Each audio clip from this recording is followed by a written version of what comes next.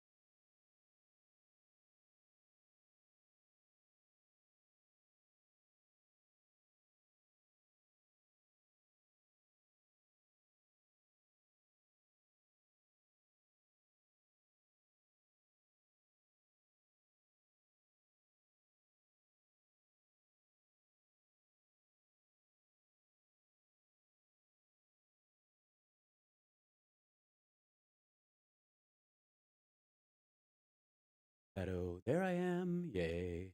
Could it be that I'm here today? And it's better. Okay, there we go. Sound. Hi, everybody. How you doing? I made it. Yes, I'm very fancy today. I'm dressed for Black Friday. This is you guys don't get suited up for Black Friday, right? Oh, you think so? Thanks. I It's not bad. It's not bad. I mean, collar rubs on my neck makes my Adam's apple break out, but other than that, it's fine. Not bad. All right. Hi. Hey, everybody out there. How are you? I'm glad you guys are all relaxed. I was shooting some stuff today, doing pickups for the fiducies, and so I was. That's why I was late. I had to blaze a trail all the way from my living room to here. But you dress for Game of Thrones? Yeah, probably. Well, you should be low volume compared to opening music. Okay, good to know. Good to know. I'll bring that up a little bit. Let's see. Let me try and bring it up on this end. Check. There we go. That might be a little much. That's better, I think, overall. Yeah, sounds good. Feel all right? Piece by piece. All right. Winter is coming. Isn't it though? And let's see. I want to make sure that the audio on the other thing is going. I hear audio, but that doesn't mean you will. So what that onto here, and then I'll make sure the stream audio thing goes in there. Lots of running around doobity doo today. That's for sure. Done. There we go. And then play that. Thank you very much. There you go. There. Now it works. So yeah. So I promised yesterday we were going to go. I wear my black suit every day. Very nice, Richard Custer. That's true. Yeah, I see what you mean right there. Got your natural one from Mama Nature. Is that what we're saying? Do I take part in any other TV shows? Yes, quite frequently. When they have them. Yeah. Leave-in hair products tame the fluff. Yes, I know. I've got to pick up some stuff. I have not transitioned my hair products to the level of length that I've currently got. That's my loss because I'm still using short hair dude product on long hair. It's not happening. I got to do something along those lines. It's not too bad. It's okay. It's just there's definitely and the green screen accentuates it to make it look more frizzy than it is around the edges and stuff. That's not as bad as it looks, I don't think. Hey, Biden won Wisconsin again. Honest to God, I think Trump is tired of him winning. Thanks. I'm happy with my hair as well. I mean, I can't think of a good reason to cut it anytime soon. I look like John Wick's twin brother. I look like his older brother who can't grow a beard. That's my theory. Oh, I did not forget. I was just shooting, and then I couldn't stop because of the tech nature of it. So I was chasing daylight, was what it was, and then I did actually run out, but I was able to keep shooting anyways. Yeah, his clean shaven brother.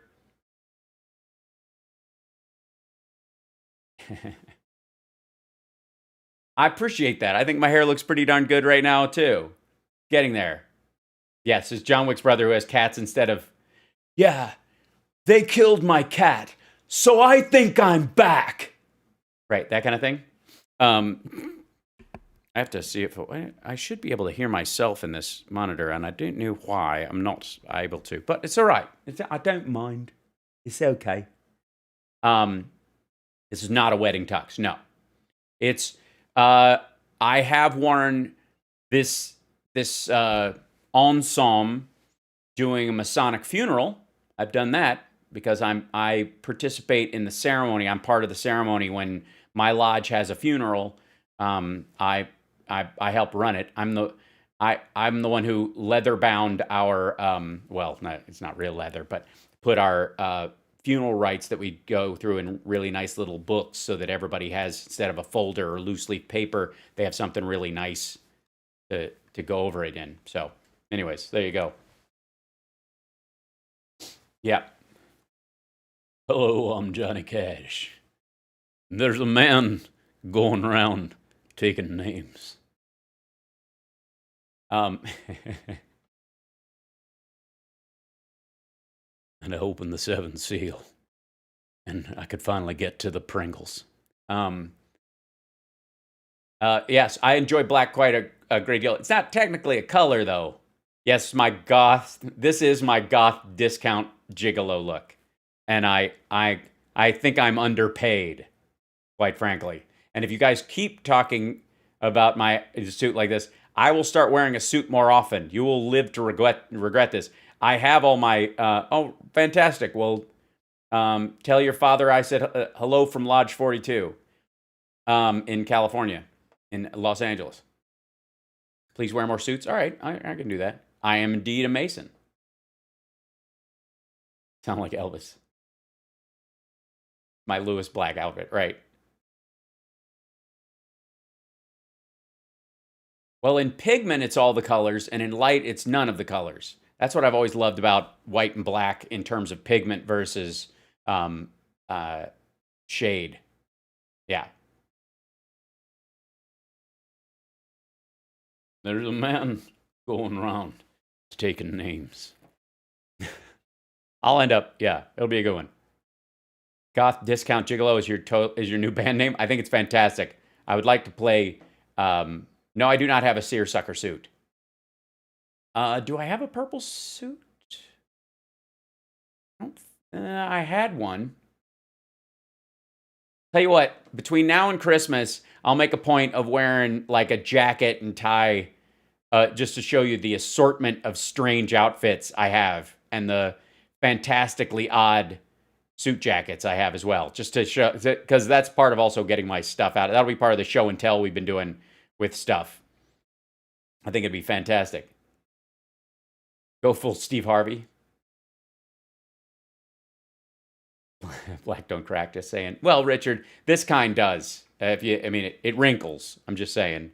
And it certainly gets covered in cat hair. That's another problem. Does black make me look slimmer? That's good. All right. If that's necessary, I suppose. All right. So, as promised yesterday, we get the meltdown because he didn't, yeah. Summer and the Cats are fantastic. I do not have a zoot suit. I do have a very large, like, high-shouldered kind of, it's not technically a zoot suit, but it's more like a suit for dancing at the Derby in LA. Yeah. Yeah, we're definitely doing tiny desk syndrome. Okay. You guys have obviously seen the pictures. I've made some, pictures. I posted them on my Twitter. There's no way this doesn't become a meme. I don't know why they parked him in front of the fireplace. They're like, oh, well, a fireplace, that'll look good and it'd be kind of homey, but it looks like he's sitting in the fireplace. It looks like his back is right up against, like his ass is going to catch fire. Luckily, he's wearing a wet diaper, so he's safe. But honest to God, I don't understand who put this shit together. In terms of him. Thanks. Oh, there are many memes. Yes, it's meme-rific. Yeah, he looks like he's too short for the desk, which is very weird. The man is 6'2". My dad he's the same height as my dad. He lies about his height and says he's 6'3". He's 6'2". He wears lifts in his shoes. That's why he leans forward. And, part of the reason why he leans forward. But it looks like his ass is in the fireplace. This is so dumb. And I appreciate he was making a Thanksgiving address to the military. That's what he's doing, which is totally cool. But, and maybe he did these before. I never really remember seeing them. He supposedly he's made one surprise trip. It wasn't during the holidays, I don't think, to where he supposedly went to Iraq. Jury's out, since he lies about everything, that actually happened. At this point, why in the world would you believe him? So, but this is his gathering. And thank you for the bits and everything. Thanks for hanging out, guys. Welcome to the show. We're going to handle all this madness over the next couple dozen days until this man loses his mind when he's kicked out. I love how he was like, I think in this might be the thing where he actually says, if somebody says, if the Electoral College goes for Biden, will you leave? And he's like, yeah. And like, why are you even asking that? It's not his place anymore. He doesn't have an option. This is such a weird thing. Ships, then nothing's meant for the kind of waves we saw, especially in Texas. And you went out there and you did your job and you saved thousands of lives, as I said. And talking to the Coast Guard, I'm very proud of the Coast Guard. So I want to really call it out. Thank you very much. Very proud of you. Thank you. Thank you all. Have a great Thanksgiving and don't eat too much turkey. Thank you. Thank you.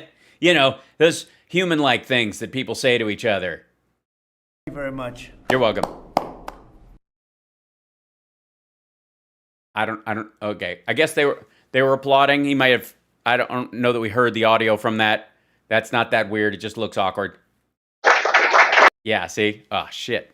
That audio is really loud. They fed the audio through there. Christ. God damn. Thank you very much. Thanksgiving. Hold on. What? Listen to this. Hold on. Listen to what he just said. Thanks very much. Thanksgiving.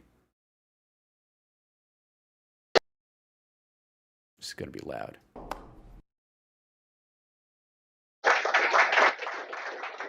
Thank you very much. Thanksgiving. Thank you very much. Thanksgiving. What? Thank you very much.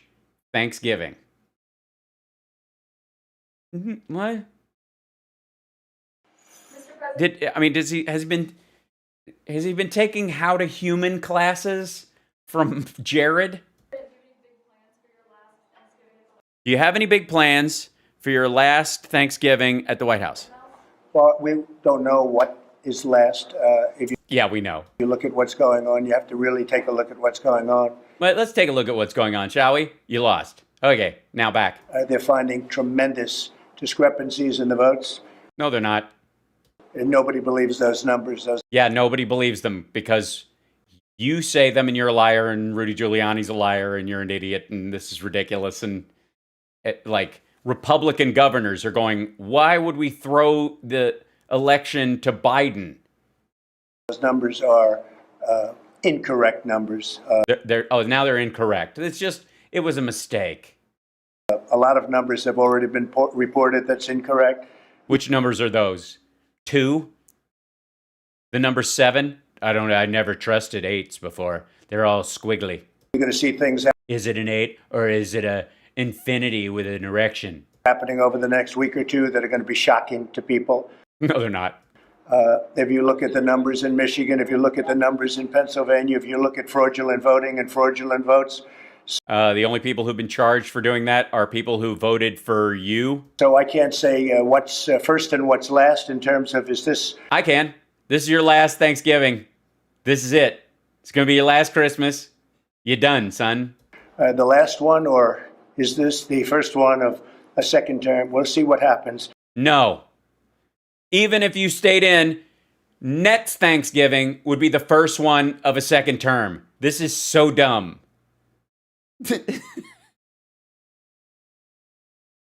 Nobody wants to see the kind of fraud that this election has really come to represent. No one wants to see the kind of fraud that this election has come to represent. We are looking at things that are so bad in Georgia. Yeah, I know. It's one thing if somebody makes a cobbler down there, you can trust it. But the ones that are brought in from out of state, that's just wrong. They don't want to show us signatures. The reason they don't want to show us signatures is very simple, because we will find thousands and thousands. It's a very close race. It's hair thin.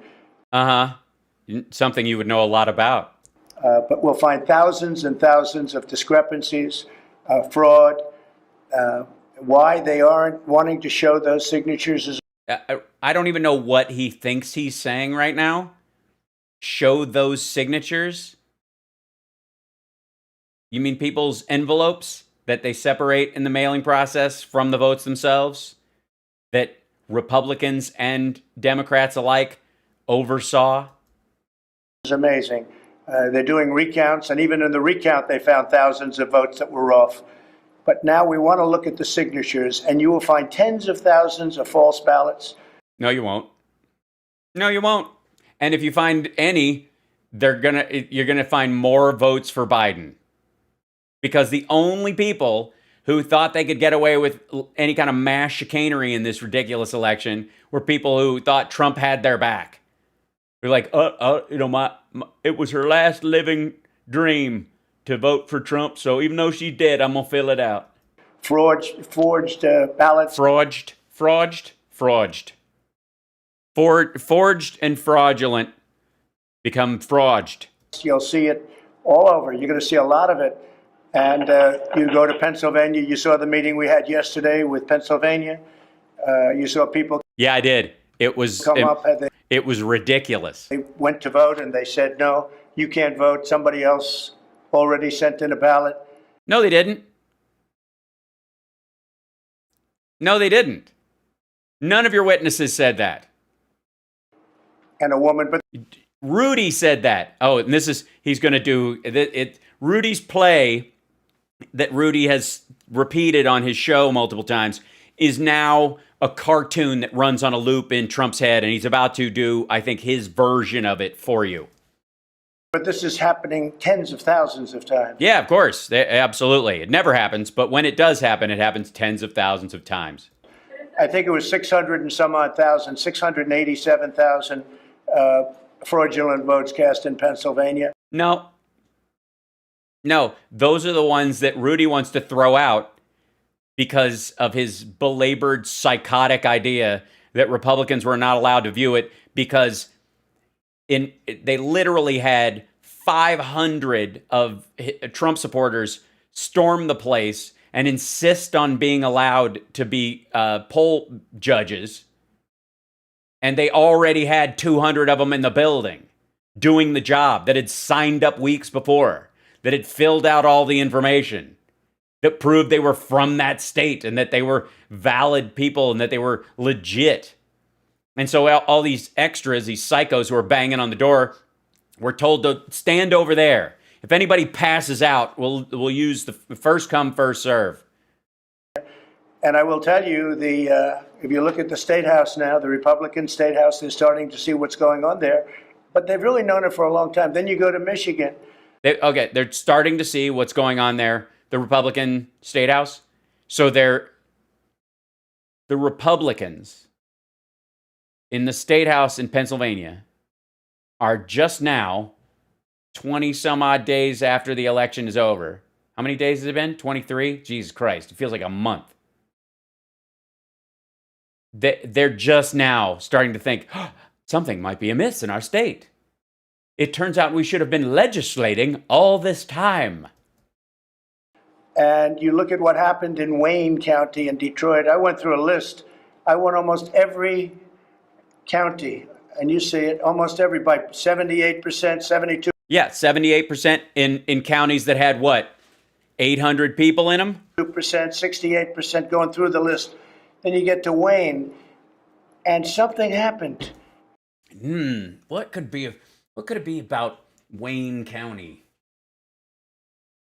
What could it be?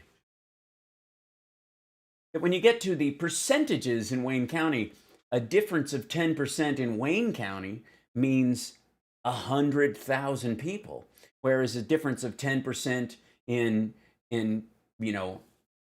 Minnetonka County means a difference of 8 people. And you can't understand if you're winning these massive percentages in these counties with 16 people in them and more cows than humans. Why in the world?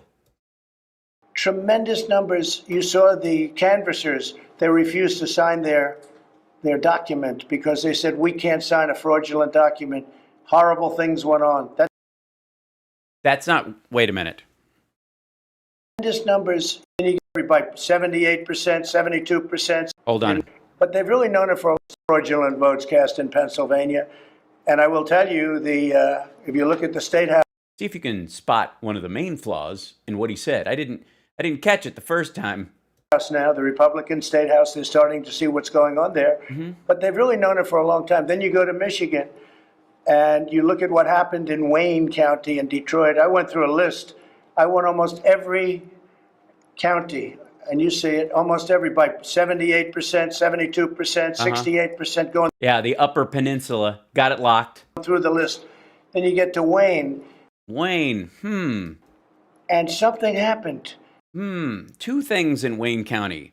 America has 16% black people as part of its population, but Wayne County, 40%. So not only do you have nearly half the population of that county are black, but the other half lives with black people all the time and has friends and neighbors who are black and are around black people all the time and are like, oh yeah, I'm cool with them. A little different than the UP, but yeah, I digress. Tremendous numbers. You saw the canvassers. They refused to sign. Hal, he's a billionaire, not a millionaire. He's not a billionaire. Dude doesn't have a dime. It's all debt. He's a debt vulture. Their document because they said we can't sign a fraudulent document.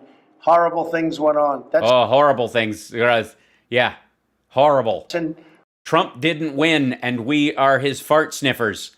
That's horrible for us. Wayne County, Detroit. But you look at the votes that were just tabulated, and they were left today. Look at all the counties. I won almost all of them, except Detroit was so egregious. So egregious. Egregiously black. It was phony. Look at what's going on in Wisconsin. Wisconsin, they're finding tremendous discrepancy. You just take a look at that. Tremendous discrepancy. Just take a look at it. Well, they have. You know who also has taken a look at them? Judges. And elsewhere. So we're going to see what happens. But you can't have somebody assume office and already they want to get rid of America first. I mean, as a military policy. And they want to get rid of America. No, the phrase America first as a policy phrase because of its nationalistic and racist background. Not looking out for the interests of America primarily. That is, of course, the job of a president. And as a matter of fact, is such a job of the president that it shouldn't even have to be said in that kind of phrase. But the problem with it is how it rings as a racist phrase through the decades. First. They don't want America first. You know why? Because China doesn't want it. China expressed their wish. Please get rid of America first. Did they? Is that what did they say, please? That was nice. And the Biden administration said, oh, that's okay, we'll get rid of. Oh, there is a Biden administration then. Well, I'm glad we've settled that. Dude hasn't even cleared his people yet. He's there's already that's movement. Of America first. No, we don't want to get rid of America first. We want to put America first. And other countries should put themselves first too, and I tell them that all the time. But we don't want to get rid of. And they go, yeah, we don't know what the hell you're talking about. We are here as primary representatives of our people. But when we're talking trade and those kind of things, in a negotiation, you give and take based on those primary things. You want to do as much as you can while keeping the fluidity of your economy and the people that come and go in your country to be as normalized as possible. You don't want to be isolationist, which is what America First means. That's funny, Tim, because Trump has a rape charge against him by a little girl. So it's okay. So carry that around. We've got a decent number of angry trolls in here today, which is, thank you again, trolls, for bumping our numbers up. Thanks for the eyeballs. The nice thing about the rest of us is that we have a good time while we're here, and you just have to sit there and grumble, and yet the algorithm from big tech doesn't care. They just go, wow, this guy's popular. These people are watching, and they won't even leave. So, I don't know anything. What is up and down? Going to happen? That's true. I know one thing. Joe Biden did not get 80 million votes. Yes, he did. Well, he, in all fairness, he might have gotten 81 million because in South Florida and other places where Republican governors and secretaries of state denied people the right to vote and limited, where the mail was limited because of Louis DeJoy, there's probably 1 million Biden votes that never got a chance to be cast. So yeah, you're probably right. It's probably more like 81, 82 million. He probably got 86 million. I mean, if we're going to talk like you talk. And I got 74 million, but Nah. there were many ballots thrown away, so I got much more than that. But I got Yeah. Were there many ballots that were thrown away? Are you talking about the ones that were thrown away in the red counties in Pennsylvania? The mail-in ballots? The ones that were 80-20 for Biden? That were not cured? They were cured in the blue counties, but the red counties, when a mail-in ballot came in and they just didn't like the cut of its jib, they just chucked it in the garbage. 74 million. 74 million is 11 million more than I got last time.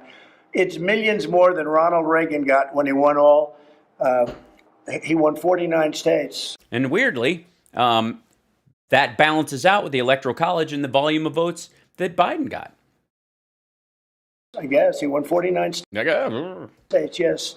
And it's millions more. Millions more than John Adams got. I will say that. Apparently, time moves forward and populations go up. It's a very odd thing.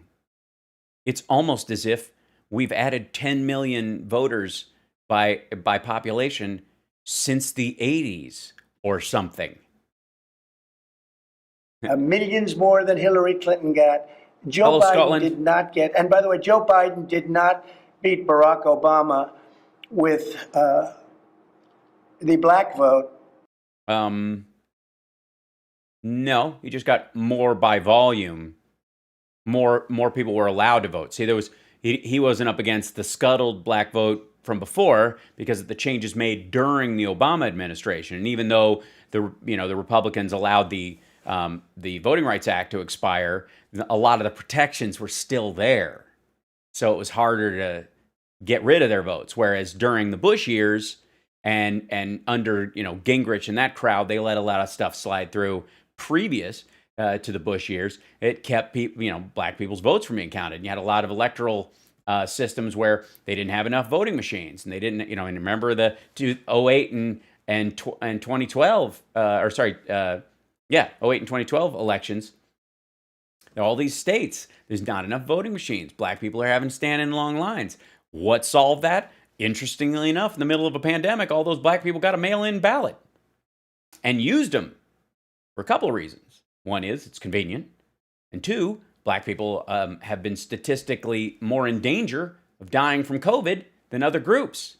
So they were smart to take advantage of the fact that they could mail in their votes, whomever they voted for. That's one of the ways that Biden got more votes from black people than Obama did. Didn't beat him, okay? But they have him as beating him. And if you look at the numbers are false. The numbers are False. corrupt. It was a rigged election. So you should have lost by more, you're saying? 100%. And so it's 100%. So your votes don't count either. Nobody voted for you. 100%. 100% rigged election. Meaning that even your votes were rigged. 100% rigged. Okay? people know it. That's why you have people marching all over the United States. Do we? Do we? Because we don't.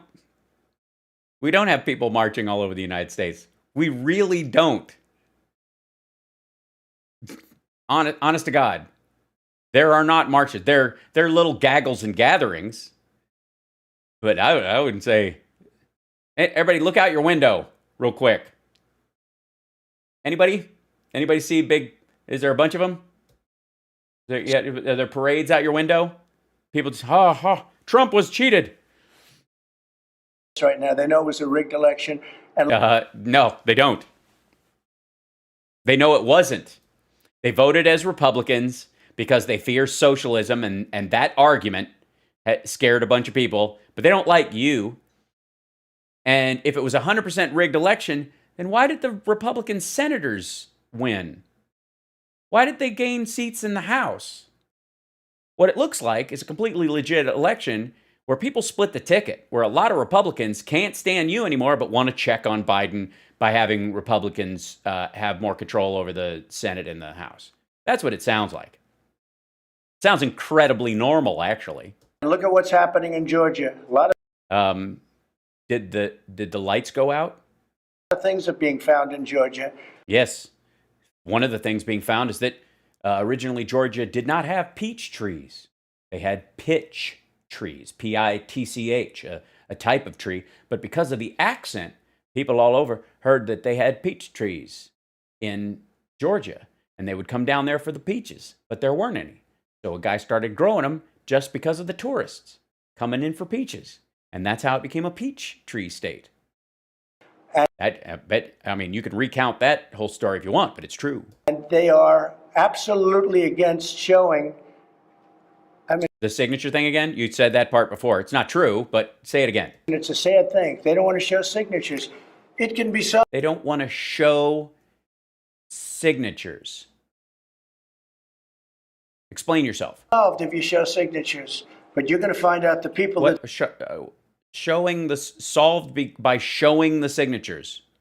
What do you mean, people's registration? You want to publicly show people's voter registration?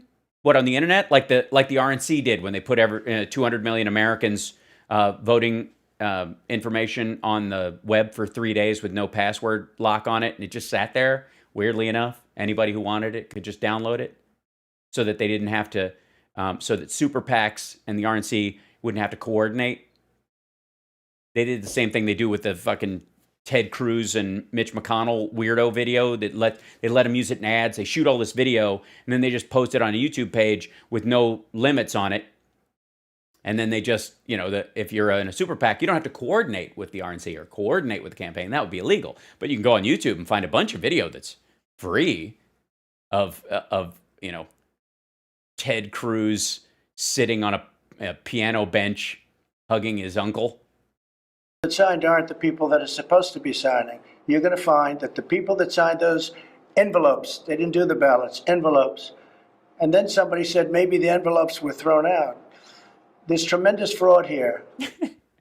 Do you even, this is a guy, by the way, has he ever, this might be the first time he's actually voted for real. I know there was that video of him trying to vote, him and Billy Bush in like 2008 or was it 2004, walking around trying to find where the hell he's registered to vote, right? Where he just failed and he ended up voting provisionally. But by his count, he was a fraudulent voter who didn't deserve to vote in the area or whatever. I don't know how it ever shook out. If you look at, wait, just 1 second. If you look at, Oh, yeah. No, she just wanted to know how it feels to have your last Thanksgiving and why you're at the kids' table. 10 o'clock in the evening, you saw what happened. Then you had these massive dumps. Is that why you're wearing a diaper? Massive dumps? No, they didn't have massive dumps. The Republicans in the state legislature in a couple of places ruled that they couldn't start counting the mail-in ballots until the next day, meaning after midnight. They wouldn't even take them in. Sometimes they wouldn't even be able to go and get them out of the drop-off box until then. Why would they want to do that? Why would the Republicans in those states want to do that? Other than, of course, to make it look like you're ahead when everybody goes to bed. Nobody's ever seen anything like it. Yeah, they have. You have Dominion, which is very, very suspect to start off with. Nobody knows the ownership. Nobody knows the ownership. It's just registered company in the United States, and your own attorney has talked about who owns the place. People say the votes are counted in foreign countries. No. Rudy says that, and he's a fucking moron. No, and much worse than that, by the way, with Dominion. What, are they counted off-world? Are they counted on Io? Have aliens counted on? Are they counted in that monolith in the Utah desert? So Dominion is also partially based in Canada, but it's based in other countries too. So there was a sniff. So he doesn't know what he's talking about, and Dominion is also it's partly based in Canada, which of course is a failed state who hasn't had a functional election in millennia. Partially based in Canada, but it's based in other countries too. So then it's not based in Canada? Nobody knows where the votes, but Canada refuses to use Dominion. Canada uses paper ballots. Uh-huh. Yeah, the Dominion systems use paper ballots. So think of it. They're based in Canada, and Canada refuses to use them. They're smart. No. They Thanks. use Thanks for noticing my Jupiter reference. Thanks very much, CSL. paper ballots because paper ballots are the only thing, frankly, the only thing that really you're going to get an accurate tab on. Oh, really? Well, that's funny because the Dominion ones print out a paper version of what you voted. You can look at it. It gets filed away. And if there's an audit, they look at what the machine said versus what the ballot said. Ding! Because those machines are fixed, they're rigged. You can press Trump and the vote goes to Biden. Oh, is that how it works? It just does. So the piece of paper that comes out that says Trump on it when they vote for Trump, that they look at. So your voters, let me get this straight. Your voters push a button, and when they push a button that says Trump, it goes to Biden. Does it do it right there on the screen like the old Homer Simpson cartoon that you've seen many times as a meme and you think is real now? Or does it literally, you push Trump, when the paper comes out and they look at it, it says Biden, but your voters are too stupid to notice? All you have to do is play with a chip. Yeah, that's all you got to do. Play with the chip. How's that work? Play with the chip. Explain to us Genius Bar. Play. All you have to do is play with the chip. And it's down. It's shown all the time. All you have to do is play with a chip, and they played with the chip. Is that what they did? Okay, they played with the chips, guys. They played with the chips. That's all there is to it. They went all in. They doubled down. All you have to do is play with the chips. Especially in Wayne County, in Detroit. Oh, Wayne. Yep. Here's a good idea. List like 5 black cities. Like a majority black or have majority minority black. Name those cities. Do that. And then explain to us how they're messing with the chips. You take a look. In Philadelphia, you take a look. It's the chocolate chips. That's exactly right. You can never trust these chocolate chips. We've had excellent meetings with senators from Pennsylvania. State senators. Your excellent meeting in the Ramada Ballroom. Republican senators and others. And they're seeing things. They knew it was dishonest, but they didn't know it was this dishonest. No, oh, I see. They just thought it was a little dishonest. They're like, it's a little dishonest, but it's our state, so who gives a shit? Yeah, I'll sign off on all the stuff. You'll see it all. You'll see it all. So we'll see. We'll see it all. So we'll see. Yeah, we'll see, guys. We'll see. Judges have actually gone over this quote unquote evidence, and they've, your own lawyers have refused to give the affidavits that they allege as evidence in court to anyone. But we'll see. We'll see. We'll just see. You know what I mean? Speaking of Georgia, I'll be going there. Oh, good. I'm sure they'll be glad to see you. I spoke with the 2 great senators. They're great senators, Kelly and David. I'll probably be going on Saturday. Probably. We're looking for a site. We're going to have a tremendous turnout. Yeah, go down there, have a super spreader event. Yeah, cases haven't fully spiked in Georgia. Let me guess, maskless, right at the tip of like flu season there. It'll be really cold. You'll do it outside because of the rules, so everybody will get, yeah. We seem to always have a good turnout. The people are very disappointed that we were robbed. We were robbed. I won that by hundreds of thousands of votes. Everybody knows it. You can go down the... No one actually. No one knows that. No one even thinks that. Literally no one thinks that. Kemp is the guy who arguably stole the election from Stacey Abrams because he was Secretary of State when that shit went down. He was in charge of the election while he was running for governor.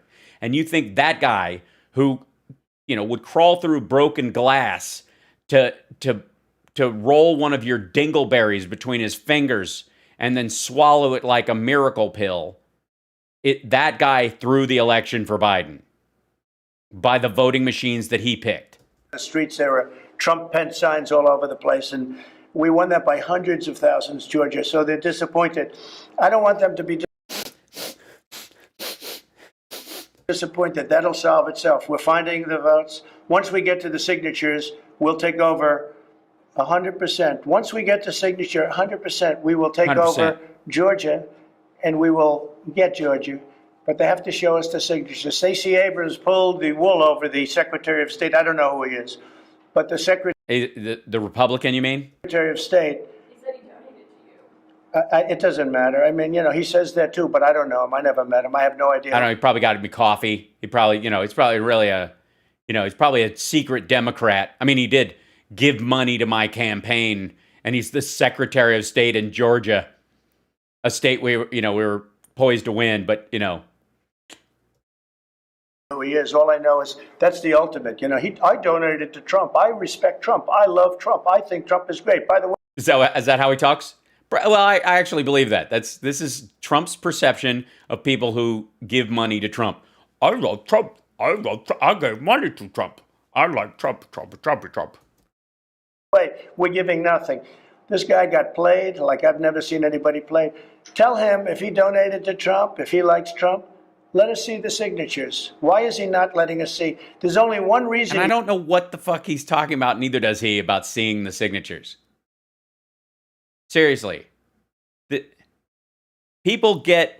We have the private vote in this country. You don't get to, because you lost an election and you lost it by a narrow margin, you don't get to go back through the process afterwards, look at the rolls, see who voted for whom, and attack that person between now and the next election. That's what this is about. This is literally about the Republican Party, and specifically the maggots, the Trumpsters, hunting blue voters in a state that's flipping.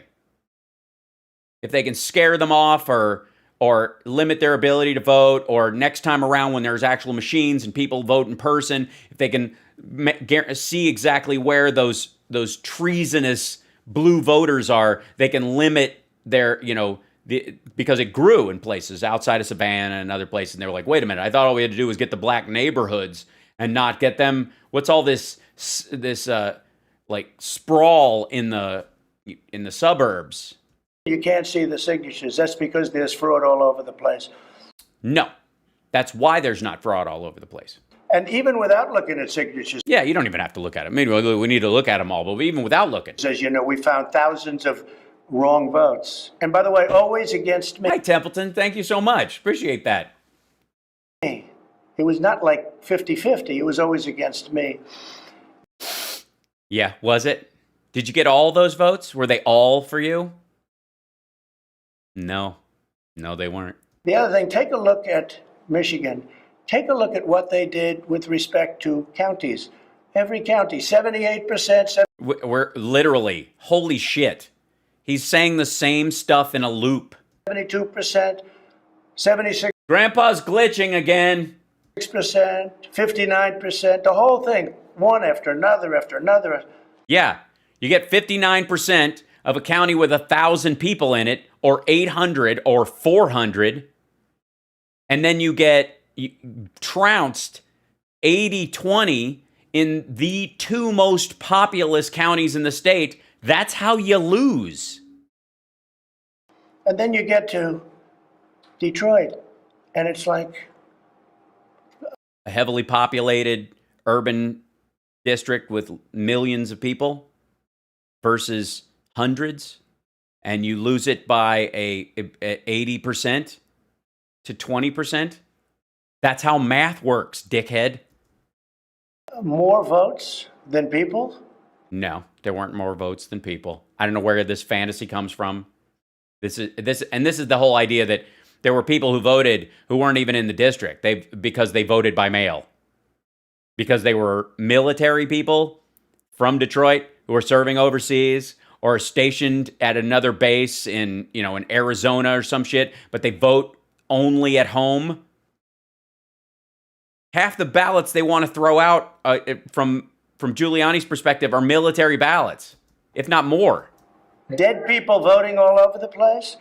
But anyway, going back. Just all over the place. It's just a lot. So, everywhere. Just dead. I mean, it's like The Walking Dead, but they all have ballots. Back to Georgia just for a second. So I'll be going there on Saturday night, and maybe I'll go twice. It's very important that we win those races. Are you going to go there Saturday night and then come back and then go again on Saturday night? Or are you going to go later and then come back? Or, I mean, I just want to take notes. These are two great people. I know them both very well. Nah, they're awful. They're both guilty of insider trading. I mean, there are decent Republican senators, a couple of them, anyways. There are decent Republican Congress people. These two ain't it. They got the briefing that you gave them, that the Homeland Security gave them, and they bought and sold stocks based on it. They made millions of dollars trading on information that they as senators were privy to that other people weren't. That would be criminal and immoral. They're awful. They're both great people, and No, they're both awful. think the two people, I beat. Beat what? Don't say it. The one gentleman, he ran against a congressional candidate who was Oh, Ossoff. an excellent person, frankly. I don't remember who they are, but they're great. Because they're Republican and they won, so sure. And he didn't even live in the right community. And that's how we won. So now I have to beat him again. He lost as a congressman. He was going for Congress, as you remember, and now against Karen. And now he's running against David. He doesn't deserve to be there. He's a lightweight. And the other one We'll hear that word again. is either a communist or a socialist. I can't figure that one out yet. Yeah, he's black, so he's got to be one of them.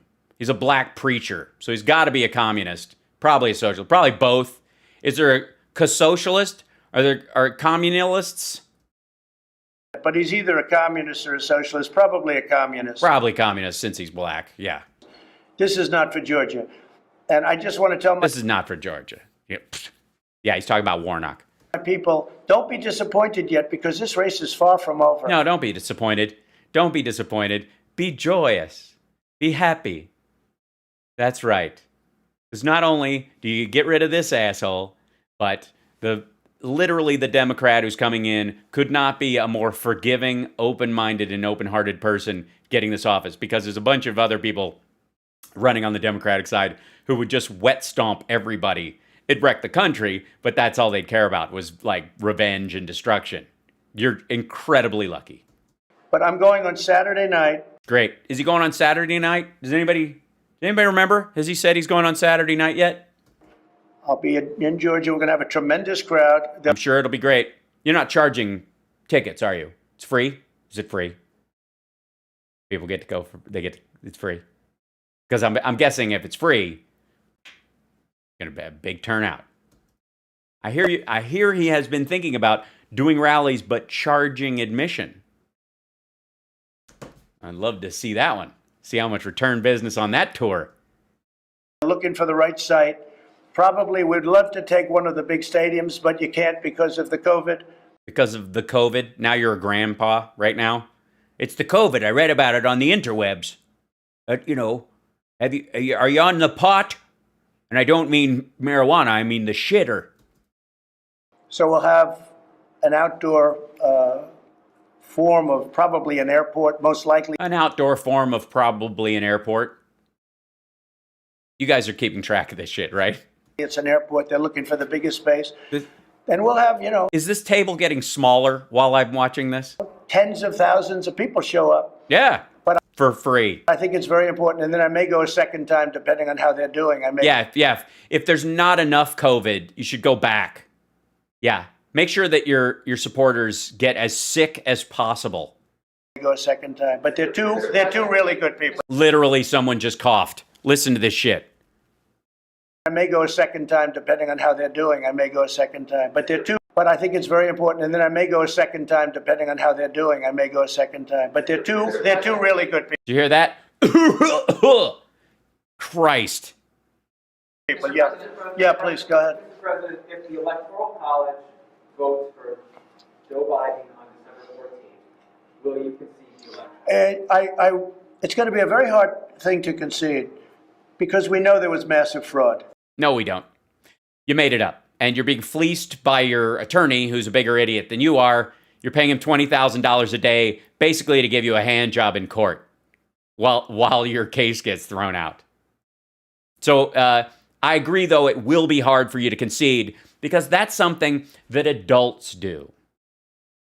Those of us that can, have actually been through real things and reacted to life our wins and our losses as human beings, dealt with them after the fact, had them grind on us a little bit, but ultimately accepted those things and used them either as teaching moments or as ways to, I think, grow as human beings so that we're bigger and we rise above our failures, the ones we can't heal, simply ones that will be there because of a physical limitation. I can't dunk a basketball, no matter how many times I will jump at the rim. It's just not going to happen. But I don't carry it around like a weight, and I will concede that I can't dunk a basketball. So what? I do a bunch of other stuff really well, so you hold on to that like a grown-up. That's how you live. So as to whether or not I can get this apparatus moving this quickly. This apparatus movement, yes. Chitty chitty bang bang of voter fraud finagling. Because time isn't on our side. Time ain't on my side. No, it ain't. Everything else is on our side. Facts are on our side. That has never been true. This was a massive fraud. This should never take place in this country. We're like a third world country. No, we're not. We're not even close. We have machines that nobody knows what the hell they're looking at. I mean, well, because you're incompetent and you hire incompetent people and your attorneys are assholes and they're idiots, honest to God, that doesn't mean everybody else doesn't know how shit works. You just said playing with chips. But tell us how people don't even know how this stuff works. I mean, you take a look at all the mistakes they made. Look at even Georgia. Look at all the mistakes they made. And all that was is a simple, you press a button. Yeah, that's all it was. You just push a button. Look at Georgia. Yes, he'll hold rallies after he's out for a little while until they buy OAN, which, by the way, I'm of the theory now that OAN actually stands for, and I don't know how many people know this, but especially the Trumpsters and the maggots will know this, that OAN literally stands for Orange Anus Network. And that's the inside. It's kind of like when CNN first came out. It was originally known as the Chicken Noodle Network. Everybody jokingly in the news business called it the Chicken Noodle Network because they had to cry, that the sky was falling all the time. So Chicken Little didn't work. So Chicken Noodle, and they called CNN the Chicken Noodle Network. OAN is actually just a fake Trump-loving network that doesn't actually like Trump. They're just hoping to sell it to him and his supporters at a higher dollar than, say, Newsmax once he gets out of office. Newsmax has too much of a structure, might be hard to buy it. But OAN, these people are setting him up for a bad purchase. So they're inflating their worth and they're inflating, the production capabilities they have and all that kind of stuff and basically blowing smoke up his ass. So he ends up buying the network and then he realizes it's all debt and it falls apart. But they secretly call it the Orange Anus Network. And that's, of course, named after his mouth. Yeah. See the... All the votes they found just by going, and I said they shouldn't even do it. Run that by me again? All the votes they found just by going, and I said they shouldn't even do it because it doesn't mean anything. They're doing a recount right now in Georgia that is meaningless. The only recount that matters in Georgia is to look at the signatures on the envelope.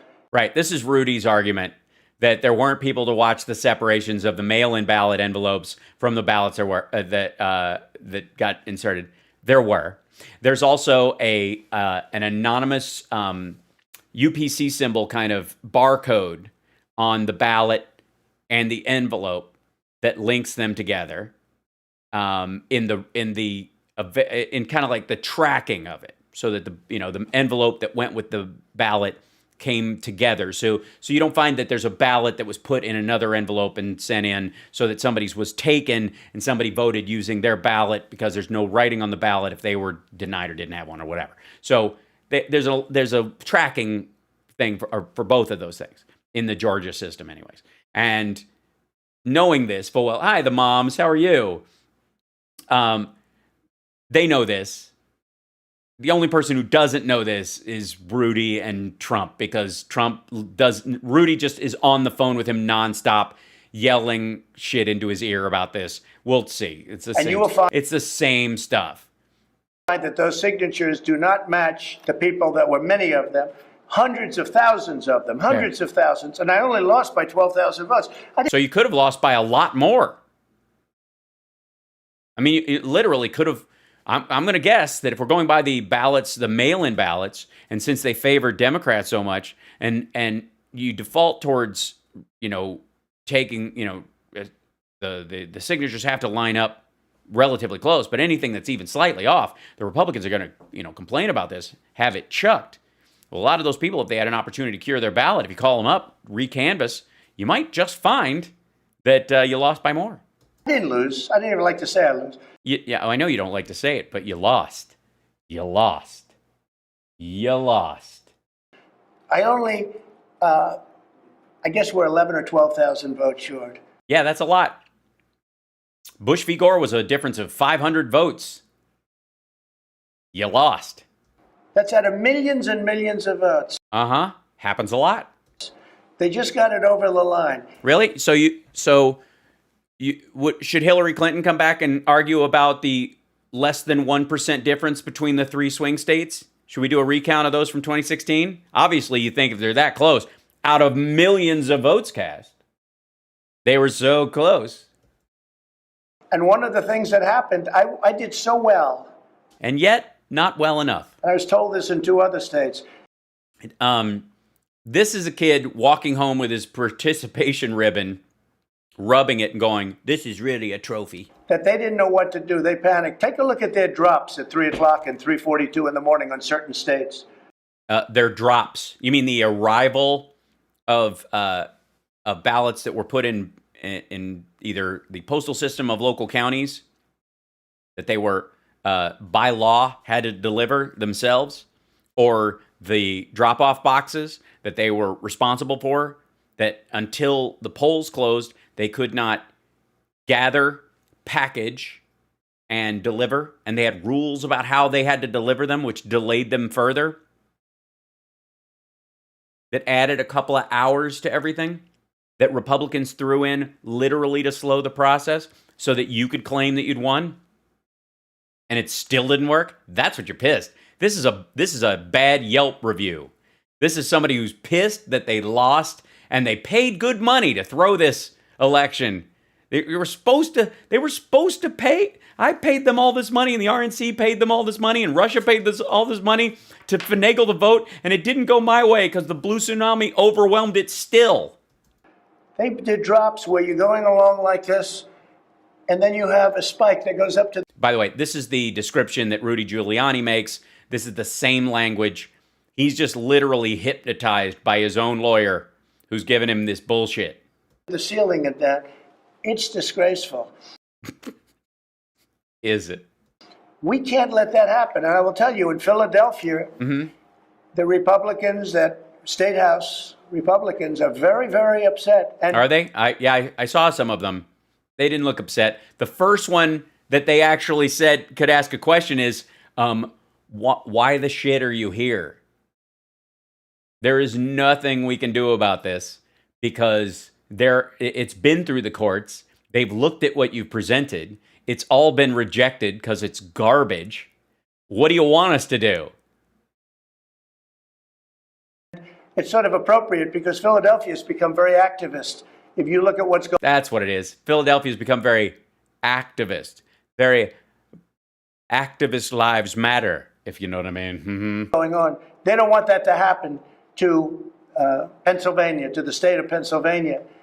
They don't want activists coming across and looking at the voting systems in red counties, you mean? Where mail-in votes are being thrown out?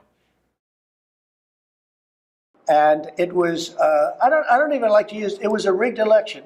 But sir, just to be clear. No, it wasn't.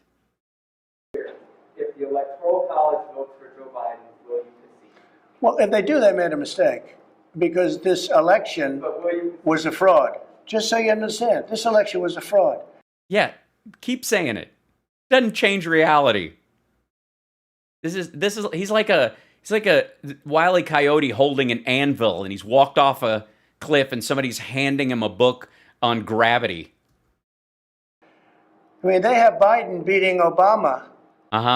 Because everybody who voted for Obama voted for him, and a bunch of Republicans who didn't vote for Obama because he was up against people they actually liked, like John McCain and Mitt Romney, hate you.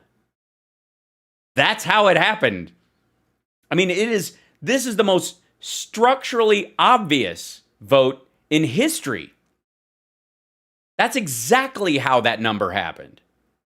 It's not even weird that that's the volume of votes. It literally, the reason Obama's, and Obama won a lot of votes, but the reason he didn't win any Republicans is because he was up against John McCain, who's a war hero who you denigrated, and Mitt Romney, who a lot of people think is a decent and ethical guy, as decent and ethical as you can be, with a car elevator, I suppose, depending on people's feelings about car elevators. Still trying to wrap my head around that one. The only one I've ever seen is in New York because there's no room for parking. But literally, that's exactly how Biden got these numbers. He got all of Obama's, and then he got a bunch of people who voted for Republicans, voted for Republicans for Senate, voted for Republicans for the House, voted for Susan Collins. But they didn't vote for you because you're an asshole, and they hate you en masse. That's how it happened. That's exactly how it happened. And there are somewhere in the order of 7.5 million people who made that decision that way. This is and Obama's vote in areas that mattered in terms of the election. All areas matter. I mean, I don't want to make a T-shirt out of it, but when it comes to voting, everybody listening to the sound of my voice, whether you like me or not, whether you like the way I vote or not, whether you like the candidates I support or not, vote. Vote in the primaries, vote in your local elections, vote in your midterms, vote in every single time. Because however you feel about your choices in the elections and whatnot, and when it comes to president, there's only two parties right now, and until a third party has enough power to reach all the states and get a ubiquitous cross, you're wasting your vote. Make the adult version to pick the person closer to your values, and don't leave it blank. Make sure you vote like a grown-up. You have a fork in the road. You don't have an option to just off-road it in your sedan. It doesn't work that way. Vote. If you vote against me, then do it. Please, please, please. If you hate everything I say, vote. Vote against me. And be active in your party. Please participate in democracy. That is my one request of all my fellow Americans. That and wear a fucking mask. Swing states. And yet he's losing to Obama all over the place. But he's beating Obama in swing states, which are the states that mattered for Yeah, those were the ones where independents and Republicans shifted to Biden. Maybe some of them because they were racists. They weren't comfortable with the black president any more than they were comfortable with a woman president and didn't vote for Hillary. But they liked Biden and they trust him and they know he's a good man. And that's what your problem is. That's your biggest problem with Biden. That was the biggest problem you had, was that Biden's a decent dude. Purposes of the election. So, no, I can't say that at all. I think it's a possibility. They're trying to look between you people. Don't you people. Oh, is this the one where he gets mad? I think it's a possibility. They're trying to look between you people. Don't talk to me that way. You're just a lightweight. Don't talk to me that way. Don't talk to. I'm the president of the United States. Don't ever talk to the president that way. That's everybody needs a Nixon shitting the bed moment on their way out the door, don't you think? All right, I'm going to go with another question. Go ahead. So yeah, she's going to ask you the same fucking question, dummy. The Electoral College does elect President-elect Joe Biden. Are you not going to leave this building? Just so you, certainly I will. Certainly I will. And you know that. Yeah, because you don't have a choice. Oh, isn't that gracious?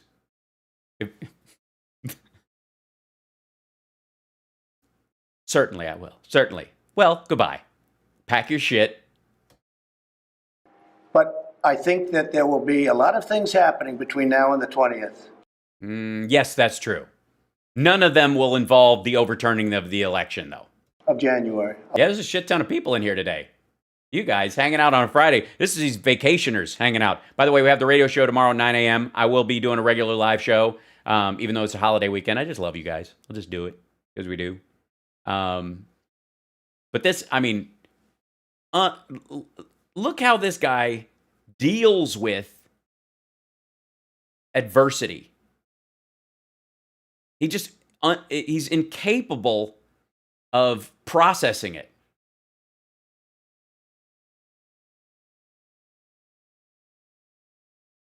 A lot of things. Massive fraud has been found. No, it hasn't.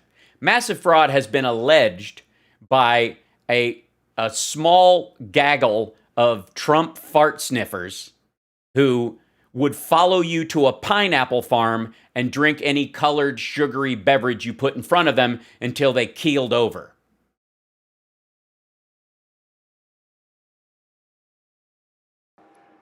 We're like a third world country.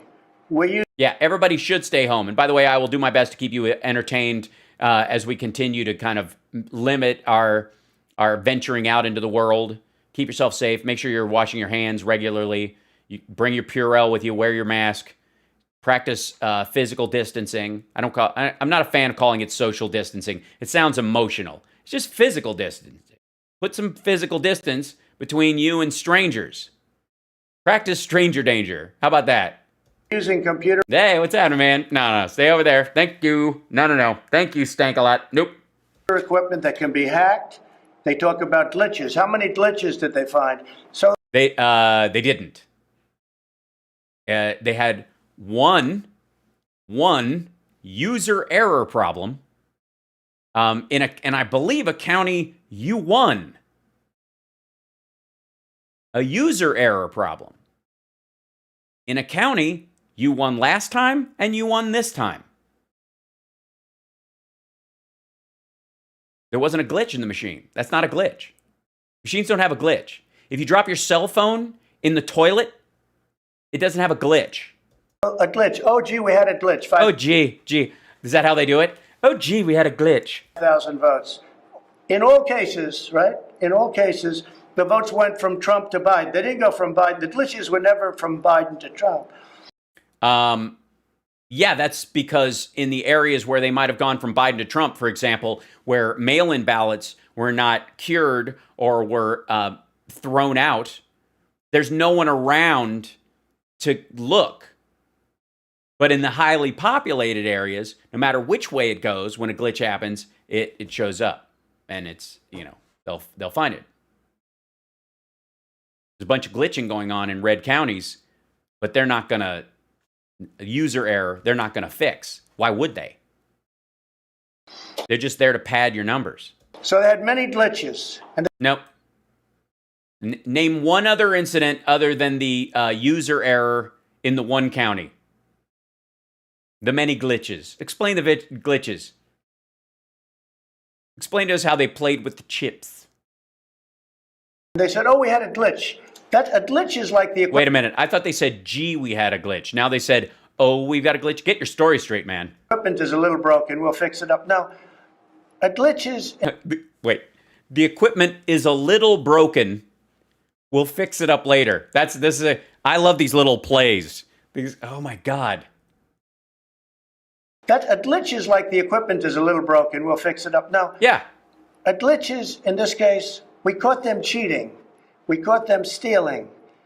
We caught a fraudulent effort to get votes. Uh-huh. And they said, oh, yes, it's true. There was, and there were many of them. What were there? Name one county. Name even the one I'm aware of. Name any of them. If there's lots of them, and you talk to Rudy 4 times a day, and you do nothing but watch OAN nonstop. And by the way, thank you. Someone just Venmo'd. That's very lovely. Appreciate it. And thank you, Mark. Hashtag Diaper Don. By the way, don't forget to hashtag Diaper Don. Yeah. But here's the problem. Okay, here's the problem. You don't know what you're talking about. And even though you do nothing but live and breathe these news stories, and Rudy calls you 4 times a day, and you guys yap about this nonstop, he still screws up Michigan and Minneapolis and can't figure out what rules apply to what state, and he's your attorney. And he tells you these stories, and literally on the telephone, you guys play a game of telephone where you make up some bullshit based on the bullshit he made up, and it doesn't even match. There were probably 10, 20, 30 times that... Yeah, they're 10, 20, 30 times, guys. Now, let's say, for sake of argument, kids, that you were mugged, right? And now, every time you misplace your wallet, you assume that you've been mugged again. You tell everybody every time you, or you overpay at a restaurant, or you didn't get a dish, you call it a mugging. And you actually say, I've been mugged. And you call a police officer over, and you go, I've been mugged. I've been mugged again. And somebody, a month later, after this has been going on, day after day after day, goes, when were you mugged? And you're like, I was mugged a lot. Just name one of the situations you're telling me about. When were you mugged? All the time. Mugged constantly. Well, tell me one of them. A lot. It's everywhere, dude.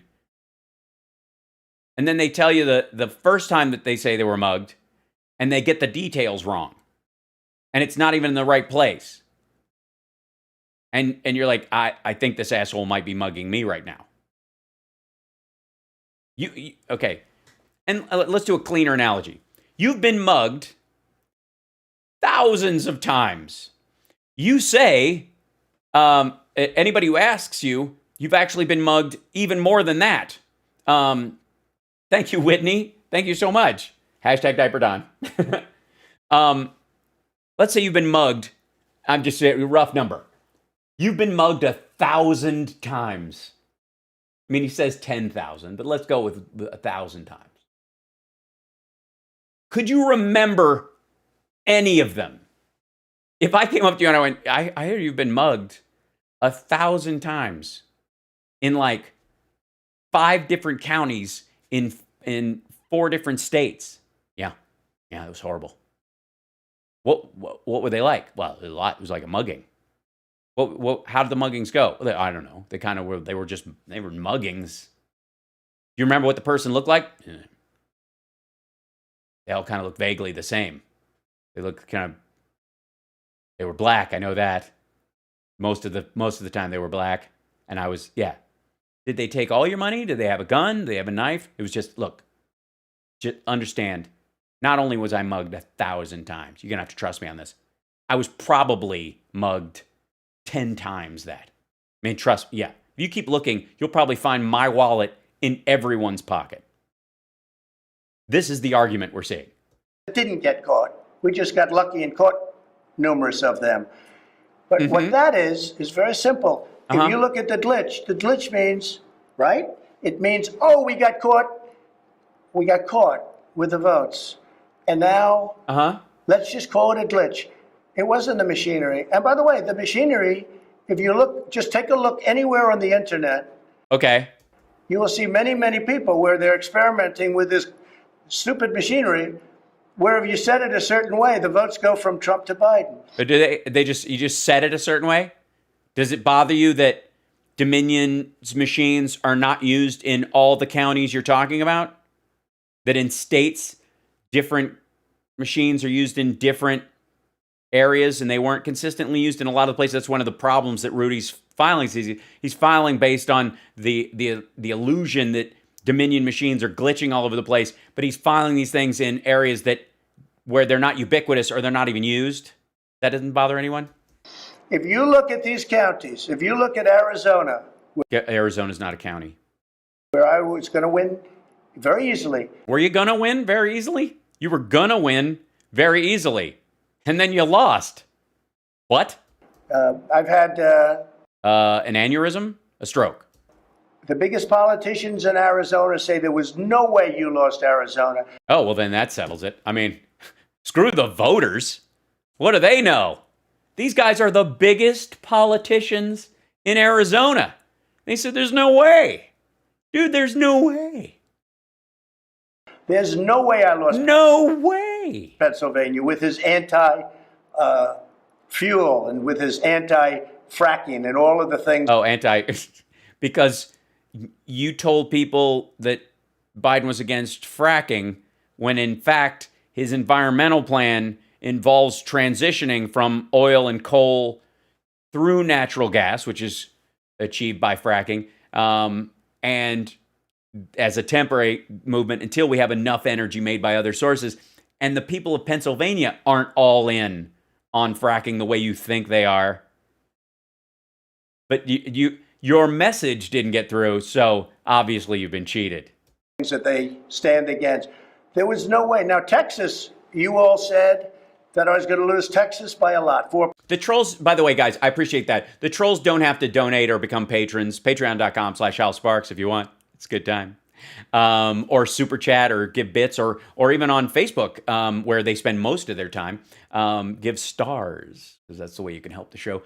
Giving us some stars. If you look at a little comment thing, when you write stuff up, there's a little star there. You can tap that and add stars, and it's a way of kind of like donating to the show, that kind of thing. Or you can become a supporter on the Facebook page or a member on YouTube. I think that works now. I don't know.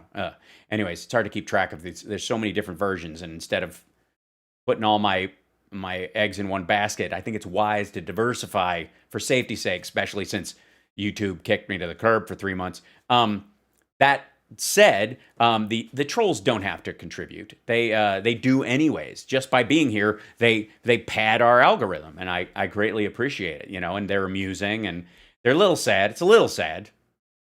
Because they're still. I mean, you see them, and they're trying very hard. They really are. They try so hard. Your patron, can I watch your show through it?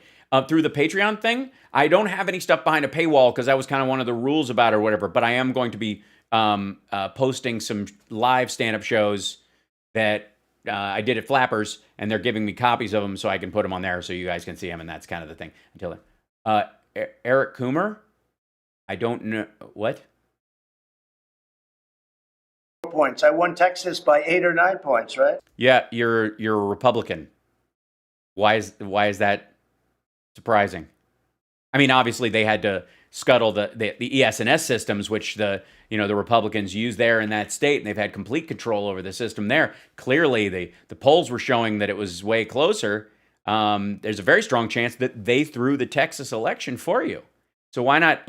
How about this? Let's do a recount in Kentucky. A full canvass and recount in Kentucky, Florida, and Texas. Let's do that. I'm sure the Biden campaign has enough money to pay for those, even though you don't have enough money to pay for Wisconsin, fake billionaire. I won it very easily. In No. Wisconsin, you all said I was going to lose, or the polls said, certain polls, Washington Post, ABC, said I was going to lose by 17 points. Think of how dishonest. I thought I was going to win it. Everybody said that was an outlier. Everybody knew it was closer than that. And essentially, I did win it. It's very, very close. Essentially. Because that's what losing, kids, and this is the message. This is our Thanksgiving message from President Trump, and I think they should all make us feel better about ourselves, is that losing is essentially winning. Can somebody do a more over my head or something? That help? It's very, very close. So we're going to win because they found, by the way, in Wisconsin, they have found massive discrepancy. Listen to this asshole, by the way, yammering in a sub-room of the White House at this tiny little table, yammering about this shit like it's actually having an impact. Just so you understand, massive discrepancy. But they said I was going to lose by 17 points, and I Yeah, one outlier poll, nobody believed it. There were news stories about how that's ridiculous. won the state, okay? But it's very close. It shows very close. Whether you say win or lose, it shows very close. Lose. We say lose. You lost. They looked again. You lost. They recounted the counties. You lost. But when you look at the massive discrepancy that will... You mean the percentages between highly populous counties and low population counties? Are we having a math problem here? Are we? Please tell us the actual number. And again, this is one of these things. This is super important. Whenever somebody insists on giving you a percentage, but they don't give you the actual number, or they give you the actual number without the percentage, the per capita of it, they're lying to you. They're trying to weight the numbers in your perception. The only way you have the complete picture is by saying, I won 80% in a county of 400 people, and I lost, I got 20% in a county of 1,000,002. Because that's what happened to him. But by saying I won 45% here, and then I just went, I lose by, 80-20 there, but I won by 70% in this one. Yeah, 70% in a county with 412 people in it. Say the actual number. He won't, because it's embarrassing. Be revealing. That's already been revealed. Thanks, Robert. Everybody knows it. They just don't want to play it.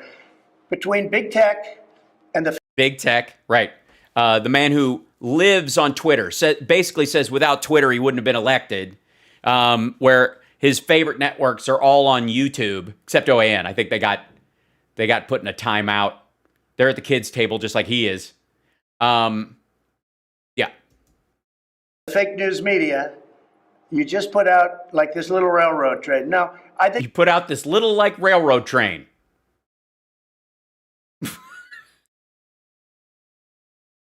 Run that by me again. So between big tech and the fake news media, you put out this little like railroad train. it's already been revealed. Everybody knows it. Yeah. They just don't want to play it. Between big tech and the fake news media, you just put out like this little railroad train. Now, I think it's not right that he's trying to pick a cabinet. What?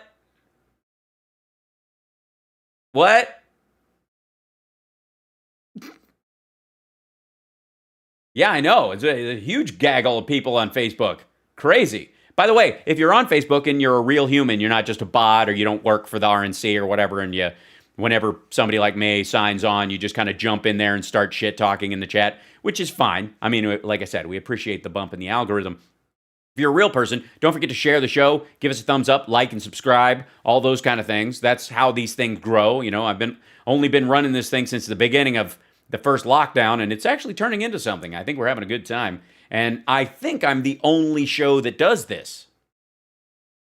I'm pretty sure I'm the only show that plays the whole thing all the way through without editing anything out. Now, obviously, I pause and shit on what he's saying, and if he says a point, I will drag it, but I don't cut anything out, and I don't isolate a clip in the show, so I stand by what I say in a way that maybe other shows, you can push back.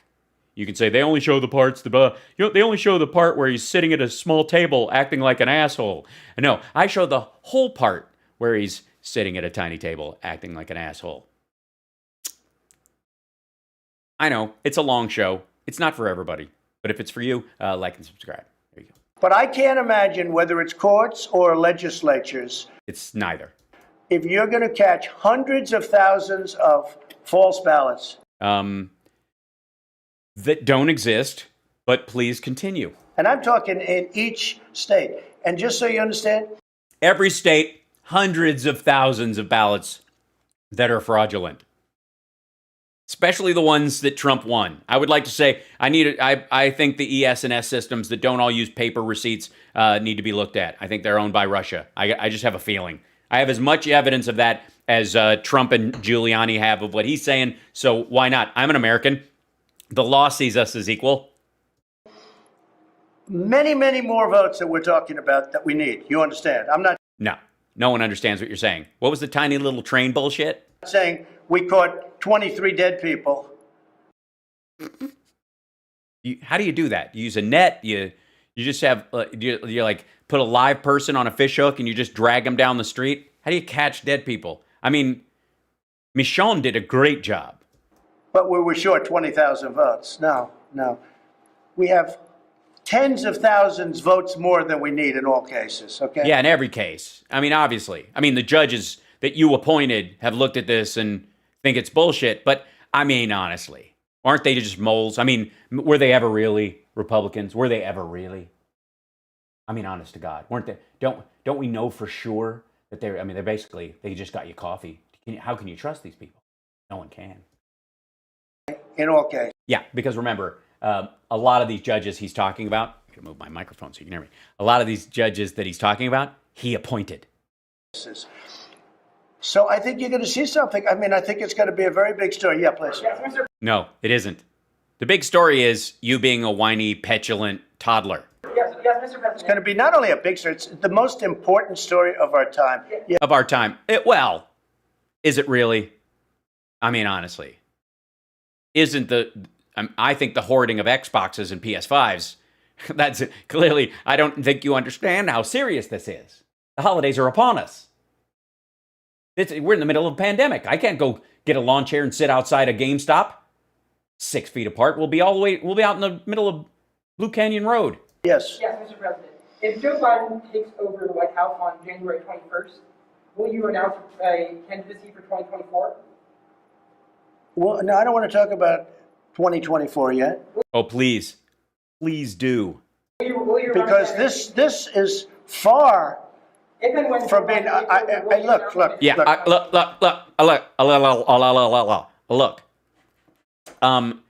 You failed, son. I and the people that work on this are very professional and. Yeah, they are. Well, the ones that aren't sick with COVID right now because they didn't pay attention to the CDC guidelines and had all these super spreader events.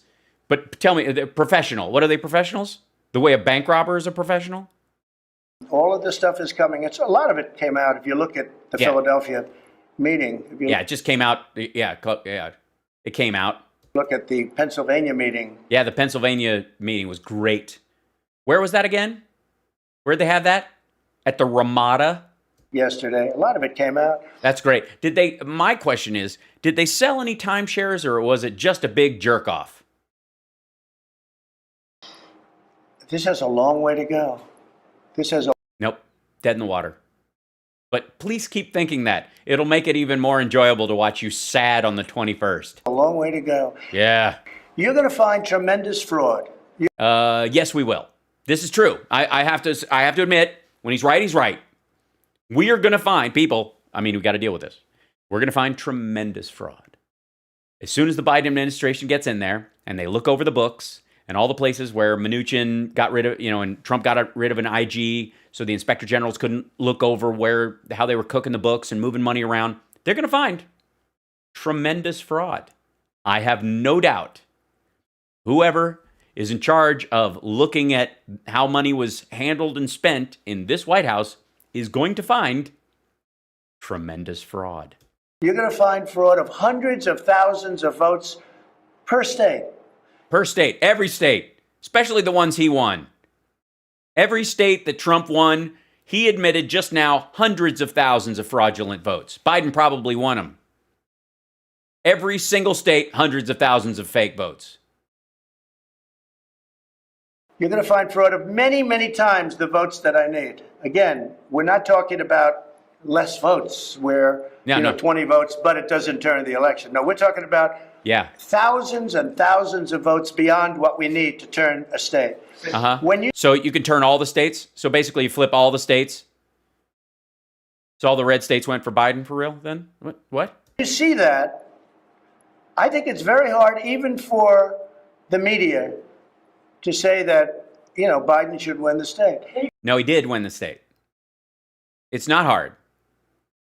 The government of those states, in many cases, Republicans who oversaw the election, who were in charge of it, know full well that after they've looked at their votes twice, you lost. And there's no way that Biden got 80 million votes. Yeah, there's exactly a way. He got all of Obama's votes and a bunch of independents and Republicans who didn't vote last time, who hate your guts, or who voted for you the first time and now hate your guts, or voted for McCain and Romney and decided that they were going to vote for him this time. That's exactly how you get to 80 million in a country this big. And thank you, Robert Miller. Appreciate it, brother. #DiaperDon.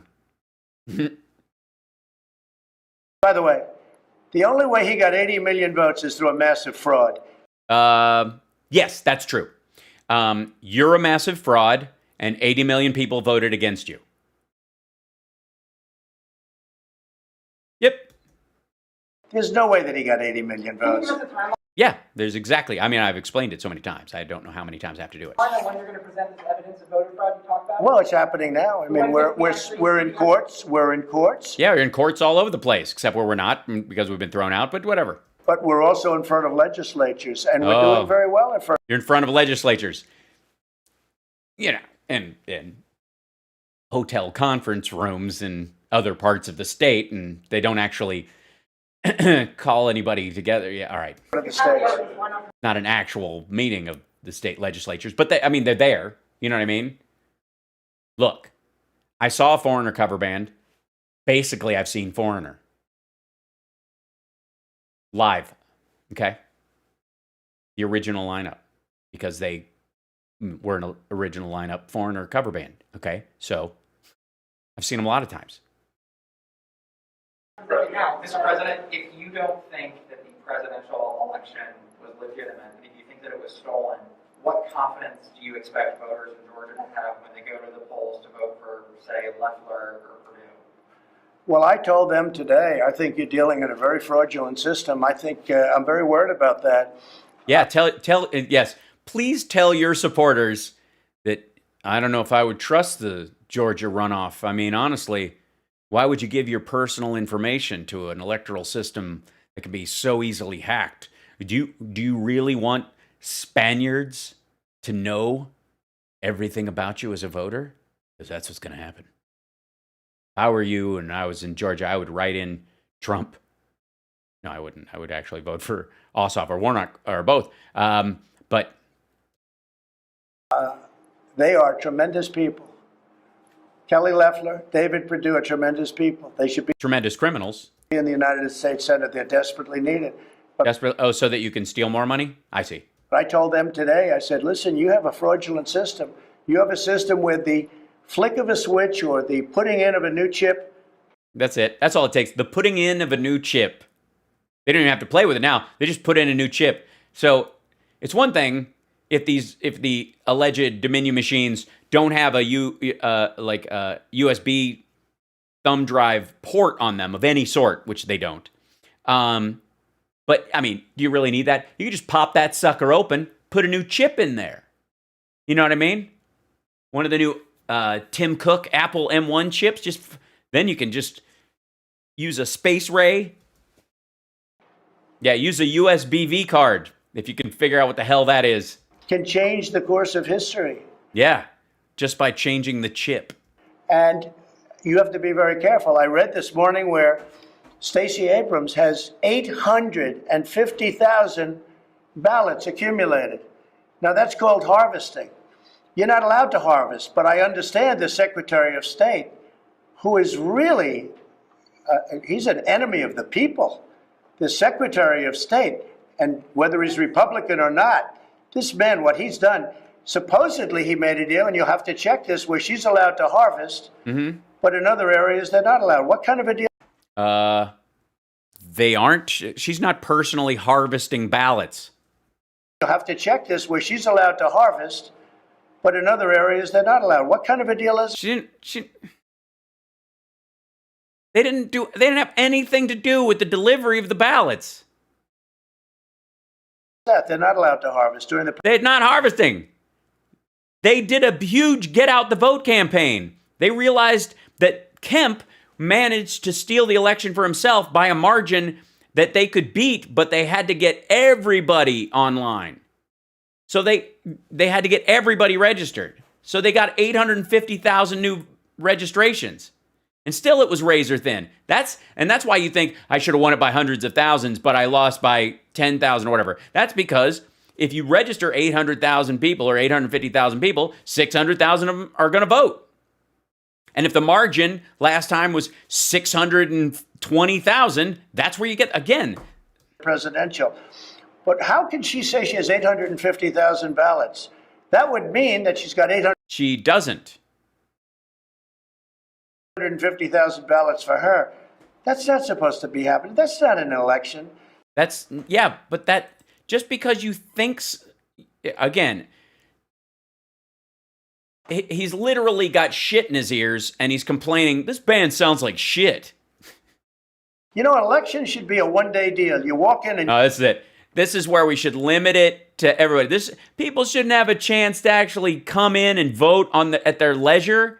They shouldn't, if they have to work on election day, they should have to give up their vote. And that way, we who, are the CEO class can guarantee who amongst our workforce can vote on election day. you vote. And if you can't do it, if for some reason you're not feeling well or there's a problem, Yeah. but what they did is they used COVID in order Which would qualify as a not feeling well kind of a thing. to defraud the people of this country. Yes. And the whole world is Fraud. watching. Whole And the world. whole world is laughing At you. at our electoral process. Nah, at you. At your perception of it. The whole world is watching. And it's a very The whole world is watching you and me and their... sad thing. Very sad thing. And you know what? You are a very sad thing. You are a very sad, orange, spongy thing. I've done a lot of things that you just Yes, he doesn't eat chicken McNuggets, I don't think. He eats fish delight. And we all know this. saw Space Force, and you've seen the tax cuts and the regulation cuts and the way we've taken care of the vets and what we've done with Anwar and Alaska and all the different things. Yeah. Being able to drill for oil in Anwar, like that's the thing. That's what turns the vast majority of voters. I should have gotten way more votes for that because I allowed us to drill for a product we no longer need. We're flush in, where the world has actually lowered their production. Every country that produces oil is lowering production. And you're going to wag around that you're allowing drilling in the Alaskan wildlife refuge. I don't. Oh, good. Things we've done more than just about anybody's done, and even though it's 4 years. Yeah. There are those that say what I'm doing right now is the single most important thing I've ever done. You mean destroy the Republican Party for generations? Yeah, I might go with that actually. And I think it may be true. It may be true. Could it be so true? My dream of destruction. be true. The vaccines, and by the way, don't let Joe Biden take credit for the vaccines. If Joe Biden failed with the swine flu. Oh, did he? I don't. Did we shut down the entire economy? Is that how it worked? H1N1 totally failed with the swine flu. Don't let him take credit for the vaccines, because the vaccines were me, and I pushed people harder than they've ever been pushed before. And we got that approved and through, and nobody's ever seen anything like it. And you got a big resistance in the FDA from years and years of people working there for years and years, Yeah. different administrations. But It's almost as if time is actually moving forward. the vaccines there are those that say it's one of the greatest things. It's a medical miracle. Don't let anyone try and take credit for it. But with all of the things I've done, this could be the most important. Yeah, totally could. Yes. Showing that the Republican Party are simply just fascist sycophants looking to reinstate monarchy. That's helpful. Because there's been voter fraud going on, but never at this scale. Never. Not until you were president. It's amazing how crime. Look, if you vote for Joe Biden, a vote for Joe Biden is to live in this America, where Trump oversaw the entirety of the election, and in 4 years it never occurred to him to guarantee that it would be legit, and that at the beginning of literally at the beginning of the outbreak, it never, his people never sat around while he allegedly went to these task force meetings and he's the keenest mind. Remember, this is the smartest man who's ever run for office. He has the best words. He knows the best people. Everybody else is stupid. No one's been even thought to do. They couldn't even do this at all until he got in there. Remember this. This isn't about somebody who's on the margin smart. This dude thinks that none of this is possible without him, right? Let's understand that. So the best mind in the world, best political mind, biggest win in history, it was a landslide, even though, Obviously, Biden beat his landslide and matched it in the Electoral College, but whatever. This guy didn't see the pandemic coming, didn't prepare, had empty cupboards, didn't fill them. He didn't have empty cupboards. But let's just take his word for it. He didn't. He was left with no ammunition, and the cupboards were bare. He didn't fill the cupboards. He just bought ammunition because he has a single note brain. And at the beginning of this, in January, when he told Bob Woodward that this is way more dangerous than the flu, it's going to be brutal, it's going to kill a lot more people, he didn't think, wow, this is an election year. I'm going to need to make sure that all my votes count, and I don't want my people to get sick and die. So we're going to need to probably do mail-in and absentee balloting. So I need to make sure that this is absolutely lockstep, solid. You can count on it because I think I'm going to win. Right? But no. Because he knew he wasn't going to win. Because he knows he's a loser. And he had to pretend, yeah, he's going to fill up the cupboards for Biden. He's going to leave them with full cupboards, I bet. Of millions. He's just running around just throwing things out of the cupboards like plates. Just, I can't. No one shall live in this house but I. Thanks, Rick. Ballots have been Thanks, Rick, on Facebook for the stars. Sent them for the first time. Appreciate that. sent out to people that didn't even want them. Yeah, people don't want to vote. And then they got them. They're like, all right. Many people, and I know you've heard, many people have received 2, 3, and 4 ballots. To a household with 4 voter age people in it. Did they fill them out and send them back themselves for people who weren't there or aren't there? Because if they did, it's illegal. And many people have taken those 2, 3, and 4 ballots and they voted them. Say one name. One person. One person. One name. One person. Because there's only 2 that I know of that filled out ballots that weren't for themselves because they had a dead relative who they believe that would have wanted to vote in this election, and both of them voted for you. This election was a fraud. It was a rigged election. I mean, I hate to say it, but this was a rigged. You were president. You're president. You've been president for 4 years.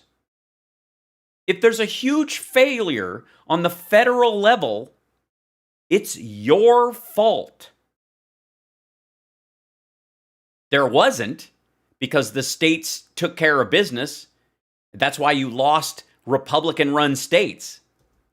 At the highest level, it was a rigged election. Oh, so you rigged the election. You rigged it. So Trump's trying to say he rigged the election, but he didn't get his money's worth. That's what we're telling. This is not a complaint about the Electoral College. This is a confession tape. What's the highest level? Is there a higher level than the President of the United States? Am I wrong here? Rigged at the highest level? I hate to say it, but this was a rigged at the highest level. Right, it was rigged at the highest level. In the United States, the highest level in the federal government is the president. So what he's saying, and I think I can translate, so we've watched enough of this asshole, is that he attempted to rig the election through friendly governments and, secretaries of state, governors, state senates that were doing everything they could, planning, at least coming up to this election, to make sure that all the usual suspects wouldn't be allowed to vote. Black people, minorities, working class people who don't share his values, other people, like limiting voting booths, limiting voting machines in certain areas, giving tons of them in other areas that are friendly, that kind of normal run-of-the-mill stuff. And then the pandemic came along, and they had to pay ES&S and some of these other companies to throw the election for him. And they didn't have enough money. Yes, I speak Trump jive. That's right. Yeah, this is a Freudian slip. Is what we've just seen. Trump has just admitted that he paid other companies, not Dominion, because apparently they wouldn't take his rubles, to throw the election for him. And they can only do it within, an algorithmical limit, because if it's totally wrong, then people will start sniffing it out. It'll be obvious. So they can only add so many votes. But if they assume they're going to get close, it should just throw them over the edge. But there were just far too many Democratic votes for him to do it. And he's pissed. And he spent all this money, other people's money. He spent all of other people's money.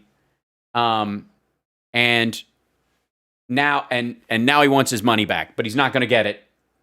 So now he's pretending that there's still a fight to be had, so he can fleece his supporters and get them to send in money. And by the way, if you're a Trump supporter, if you're a maggot, if you're a Trumpster, please, please, please send every dime you can to his legal defense fund right now. I mean, don't even finish watching this show. I know it's hard. I'm very charming. But right now, just get your checkbook out. Go to their site. I think you can use Apple Pay, Venmo. You got tons of options. They have almost as many options as I do. And go right to his site, please. I'm not kidding. And give every dime you can. Because until you max out and give them $8,000, the $8,001 that $1 that gets split, and half of it, 40% of it, goes to the legal defense fund. The other $8,000 that you give just goes to retiring campaign debt, and well, not all of it. 30% of it goes to campaign debt. The rest of it just goes to the debt that the Trump campaign owes to Trump's own properties. So he paid himself for office space in Trump Tower, and they can use campaign funds for that. So, and he can name whatever, he's charging his campaign retail. And trust me, it's not because he's rich and he can just use his own money. Are you out of your mind? No, he needs your money to pay his bills. So please, please, there's probably going to be a stimulus that gets passed in the near future, because it's got to go through. And when that check comes, even if it's after the 20th, please send all of your money to Trump's legal defense fund, because he'll still be fighting this even after he's evicted on the 20th. And he's still got all this debt to get rid of. So please send him money. Please. This is what the fight is about, and it's on you. You're the only one who can save him. He saved you, you save him. It was a rigged election. So we have to figure it out. And yeah, figure it out. I'll wait. Yes, I think it's very dangerous for the two people that are running against two totally unqualified people. And I think it's very dangerous. Oh, you and Pence? You're finally including Pence in this. Against two totally unqualified people. Qualified to what? Run a big kleptocracy? Dangerous for our nation. And I'll go a step further. Oh boy. Said today, other than the fact that you have all of the eyes and ears, but the media doesn't cover it properly, because the It wouldn't cover eyes and ears? I'm sorry, what? media would, if they saw something wrong, I'm convinced the media would not report it, because you have many things that are wrong and you don't report. Like what? Say one. I mean, he loves to prattle. He says the same shit over and over again. We haven't heard a single new detail yet. But if the media was honest in this country, which, for the most part, they're not. No, you're right. OAN, Newsmax, Fox, liars all. Absolutely. I mean, look at right-wing radio. They have a ubiquitous control over the AM airwaves throughout the country. They're lying their ass off. Sinclair Media Group, very Trump-friendly. They line up all their messages. They're very anti-Trump or anti-Democratic. They're pro-Trump. Now, obviously, they're lying. Huge problem there. This would never have happened. This has taken place. This fraud has taken place. If the media were honest, this would never, ever have happened. But, You have a big election coming up. You have a woman or somebody announced 850,000 absentee ballots have already been collected. 850. And I told David. Registrations. What is he talking about? How does he know CNN is horrible liars? Well, you wish. Purdue today, and I told Kelly yesterday, I said, they're talking about having collected already 800,000 ballots against you. You can't do that. You can't do that. What kind of a race is that? You can't allow that to happen. Registrations, new registrations. And I'm serious, if the media were honest and if big tech were honest, which it's totally not. No, it isn't. Otherwise, they would have kicked you off for violating the terms of service a long time ago. Honestly. I mean, I've been bounced off of YouTube, and I have people that I know that have been bounced off of Twitter and Facebook for stuff you do all the time. That would be dishonest in terms of big tech. They have different standards for different people. You obviously are allowed to do whatever bullshit you want to do. It's a terrible thing. Oh, so it's 850,000 requested mail-in ballots. Yep, that makes sense. Especially in a highly black area, considering how black people have been affected by COVID. One would think, if you want to vote and you don't want to die, that would be the way to do it. That whole Section 230 is a disgrace that they... That's now he's going to get mad because of Diaper Don didn't come out, but the whole like 230 thing, that if they had to be honest, they'd be, if they could be sued for what they're writing because they're not publishers, they get protections because they're not publishers.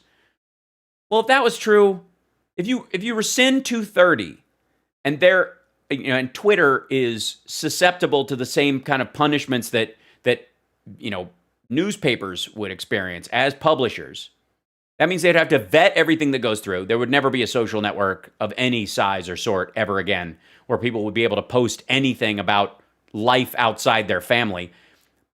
But your own account would be taken down. Dude violates 230. He couldn't write what he writes in his Twitter feed in a newspaper because it's illegal. They even have it. But big tech is totally dishonest. Are they? So they should have spooned you out? The media were honest and big tech was fair, this wouldn't even be a contest. And I would have won by a tremendous amount. You didn't. At least that's movement, I think. A tremendous amount. And I did win by a tremendous amount. No, you didn't. But it hasn't been reported yet. Because it's not going to be. Because the moon's not made of cheese, and the sky isn't blue because it's sad. People understand what's happened. They know what happened. Yes, let's go. Yes, people understand what happened. You lost the election by a lot. Say it. You know that it's tradition for previous presidents to go to the next president's inauguration. So will you attend? I don't want to say that yet. I mean, I know the answer. I'll be honest, I know the answer, but I just don't want to say it yet. He's going to want to be invited. But he's going to piss and moan for the week before, and it'll be a big drama. This is just TV bullshit. Dude is a game show host. Look, a thing like this possibly has never happened before, but maybe. A thing like this possibly has never happened before. You mean an election during a pandemic where we actually have the ability to have one by mail-in and using computers and that kind of thing? You mean today, 2020, modern life? Maybe people just didn't catch it, but we've caught it. Tim, I don't know where Eric Coomer is. Why would I? He was commenting on The Masked Singer the last I heard. And? We've caught hundreds of thousands of votes. No, you haven't. You are presuming hundreds of thousands of votes because you want them thrown out in black districts. Just say so. Listen, excuse me.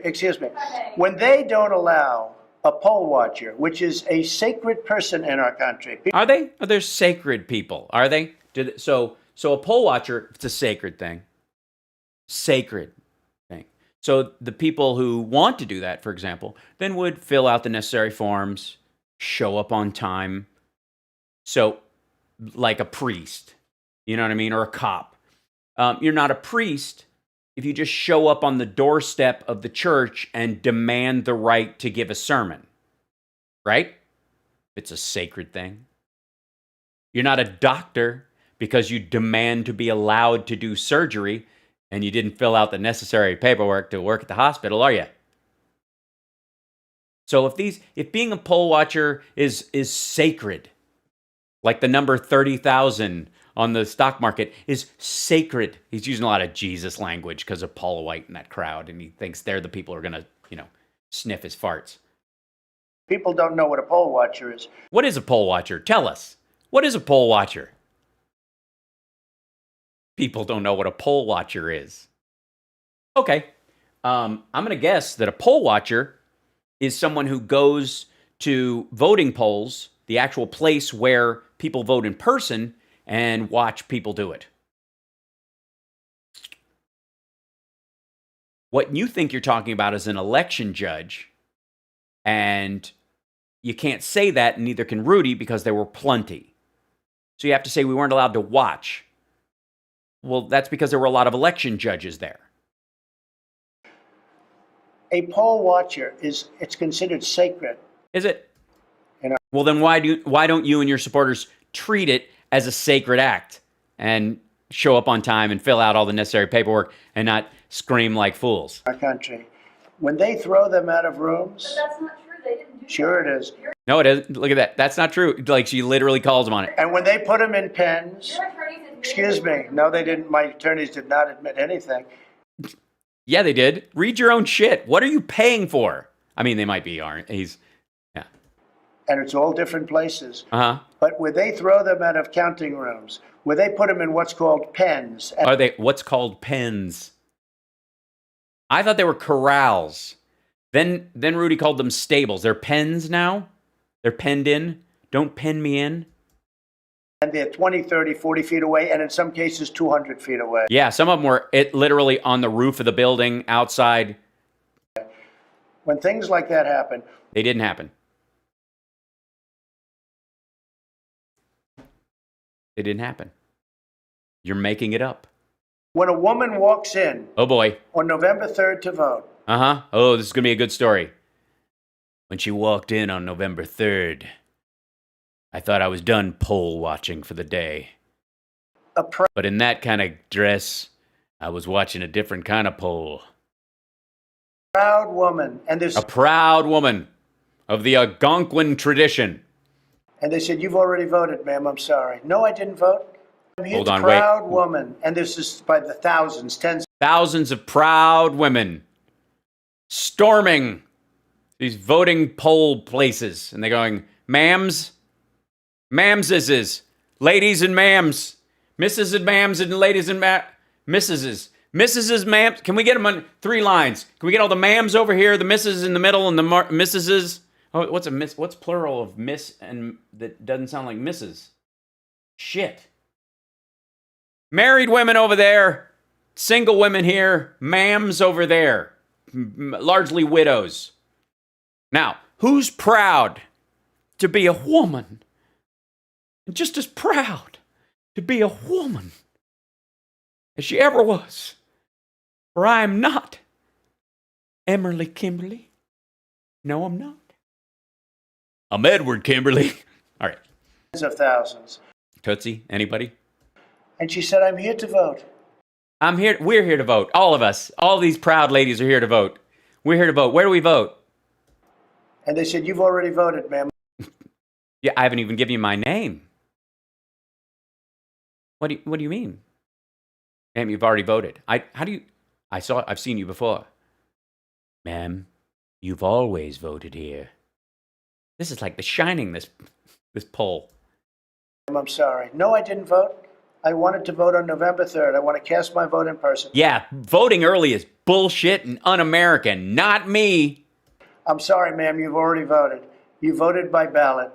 You voted by ballot. Oh, that's weird. I don't normally vote by ballot. I usually use signal flares. Something is amiss. I voted by ballot. Get the fuck out of here. Do Edna mode.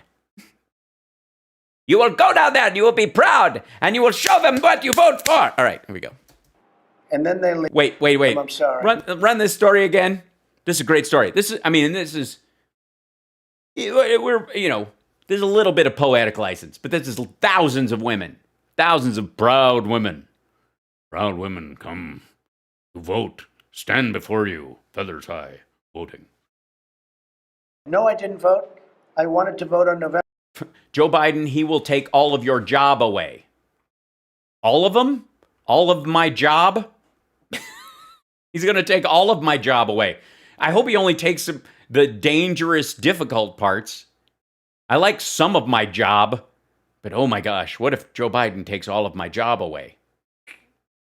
Well, gosh, I guess I'll have to get another one. I guess I'll have to be, a good American and use my entrepreneurial spirit, try a little harder. All of my job. What? November 3rd. I want to cast my vote in person. Yeah, I want to do it. I'm here. I'm ready to vote. Who are you? I'm not going to say. I'm sorry, ma'am. You've already voted. What? You voted by ballot. And then they leave. Well, she was easy to convince. And then they leave. Sorry, ma'am. You already voted by ballot. Terrible. Awful. But I don't think ma'am, you voted by ballot. I'm sorry. Okay, all right. Ma'am, you voted by ballot. The false only works on weak minds. These aren't the ballots you're looking for. You don't need to see his signature. Move along, move along, move along, move along. We came here to vote. You've already voted by ballot. We've already voted by ballot. Move along. Move along, move along. Voting by... Ma'am, I need to hear that whole story again. Sorry. This is so fucked up. All right. No, I didn't vote. I wanted to vote on a woman. And this is by Yes. walks in. Okay, tell me the... 100 feet away. Let's hear it. The whole story. Here it comes. Nikki, you were late. You almost missed the whole story. Here it comes. This is how it happened. You wonder how hundreds of thousands of ballots could be fraudulently cast. This is how it happened. A play in one act. A one-man show. He'll be touring all over America. Dinner theaters doing this one-man show. When things like that happen, when a woman walks in on November 3rd to vote, a proud woman. A proud woman of the proud American. She's good stock. She's goddamn Betsy Ross. Comes in here, ready to vote. She's standing there, and she's a proud woman. Collar up, not showing her shoulders. Full display of a crucifix, not like these tarts running all around the White House. A proud woman, by God. And Let's just call her Mary. Yeah, let's just... Abigail. Abigail! All right. this is by the thousands, tens. Thousands of women, proud women. Lots of them. They were all going to vote for Trump, but this is what happened. Glum, glum. Of thousands. Mm-hmm. And she said, I'm here to vote. I'm here to vote. She's a proud woman, but she's a light, dainty, feminine voice. I'm here to vote. Woman. And this is by the thousands, tens of thousands. Uh-huh. And she said, I'm here to vote. I'm here to vote.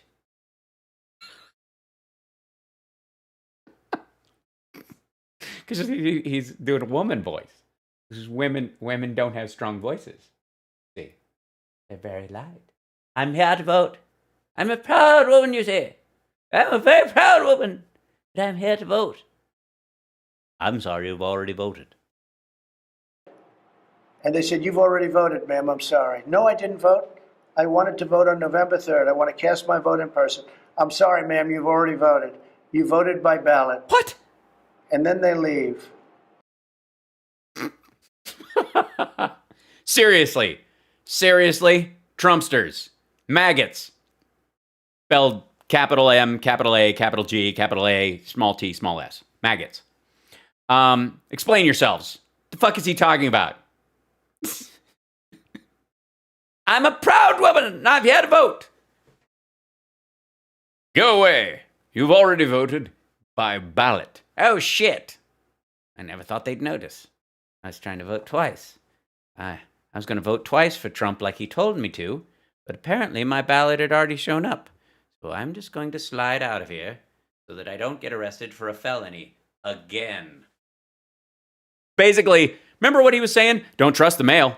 These mail-in ballots, I don't trust them. If you get one, remember he was telling everybody to vote in person even if they voted by mail, right? A bunch of his followers tried it, and they went, yeah, you can't vote twice. Take it on the heel and toe, you crackpot. Good God, this is the stupidest. This is a grown man. And again, we've been wanting details about his theories and his plans on how this shit supposedly works. And this is it. Tens of thousands of women, proud women, came in and were told to, you've already voted by ballot. Oh. Well, then I'll see myself out. Fucking hell. This is a horrible thing. And we have tens of thousands. I'm going to vote whether you want me to or not. But it's a sacred right, I tell you. I'm not going to allow you to shirk my ability to vote. Don't give me a provisional ballot. I'm from Wisconsin. This is so stupid. And then they leave. This is a horrible thing. It's a terrible story. It scared me, honestly. I was riveted. Lost me in the middle a little bit. It got a little dry. I got to be honest. The beginning was great. It ended very strong. But the plot kind of dragged. So you might want to do some rewrites or whatever. Or just maybe, exaggerate the characters. Make it a groundling sketch, something kooky. And we have tens of thousands of that happening. Yeah, tens of thousands of that happening. And none of those people went, my vote's been stolen, and they basically told me. Maybe I should go home and check and see if my ballot's not sitting on the dresser where I thought it was. It's funny, but I brought my own ballot in with me. I was going to vote in person, so I brought in my vote, and I want to set it right here. This is a horrible thing. Yes, it's a horrible thing. Your story, I mean. They gave Biden a lot of votes that he would never have gotten. Well, maybe those Trump voters of yours shouldn't be so stupid and weak that they allowed someone in their household, allegedly, to vote for them for Biden. And then when they showed up to vote, they should have maybe made a stink or gone, no, I actually didn't. Can I see the information? This is my identification. This is, I'm sorry, what? Yes, well, I'm a woman, but I wouldn't call myself a proud woman. No. I'm an Amy Coney Barrett feminist. Yes. And since you're a man and you're telling me I've already voted by ballot, I'll see myself out. Bye. This is so friggin' stupid. This is not a candidate that could get 80 million votes. Apparently he was. This is just not a candidate. This is not a candidate that beat Barack Hussein Obama with the black voter. He didn't. He matched him, and he gained a bunch of Republicans. Okay, this is not a candidate that beat Obama with the black voter. He beat. I do know that more Trumps voted for Biden this time than voted for Hillary last time. Someone very close to you. One of the someone's very close to you because, there's 6 copies. I don't know which one you took to vote that day. This is not a candidate that beat Hillary Clinton to a pulp.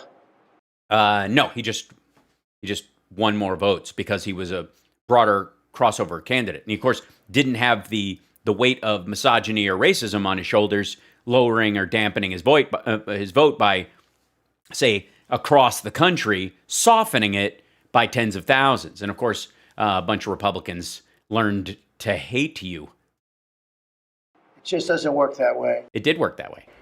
But when you look at the number, when you look at the data, and when you look at the We all have.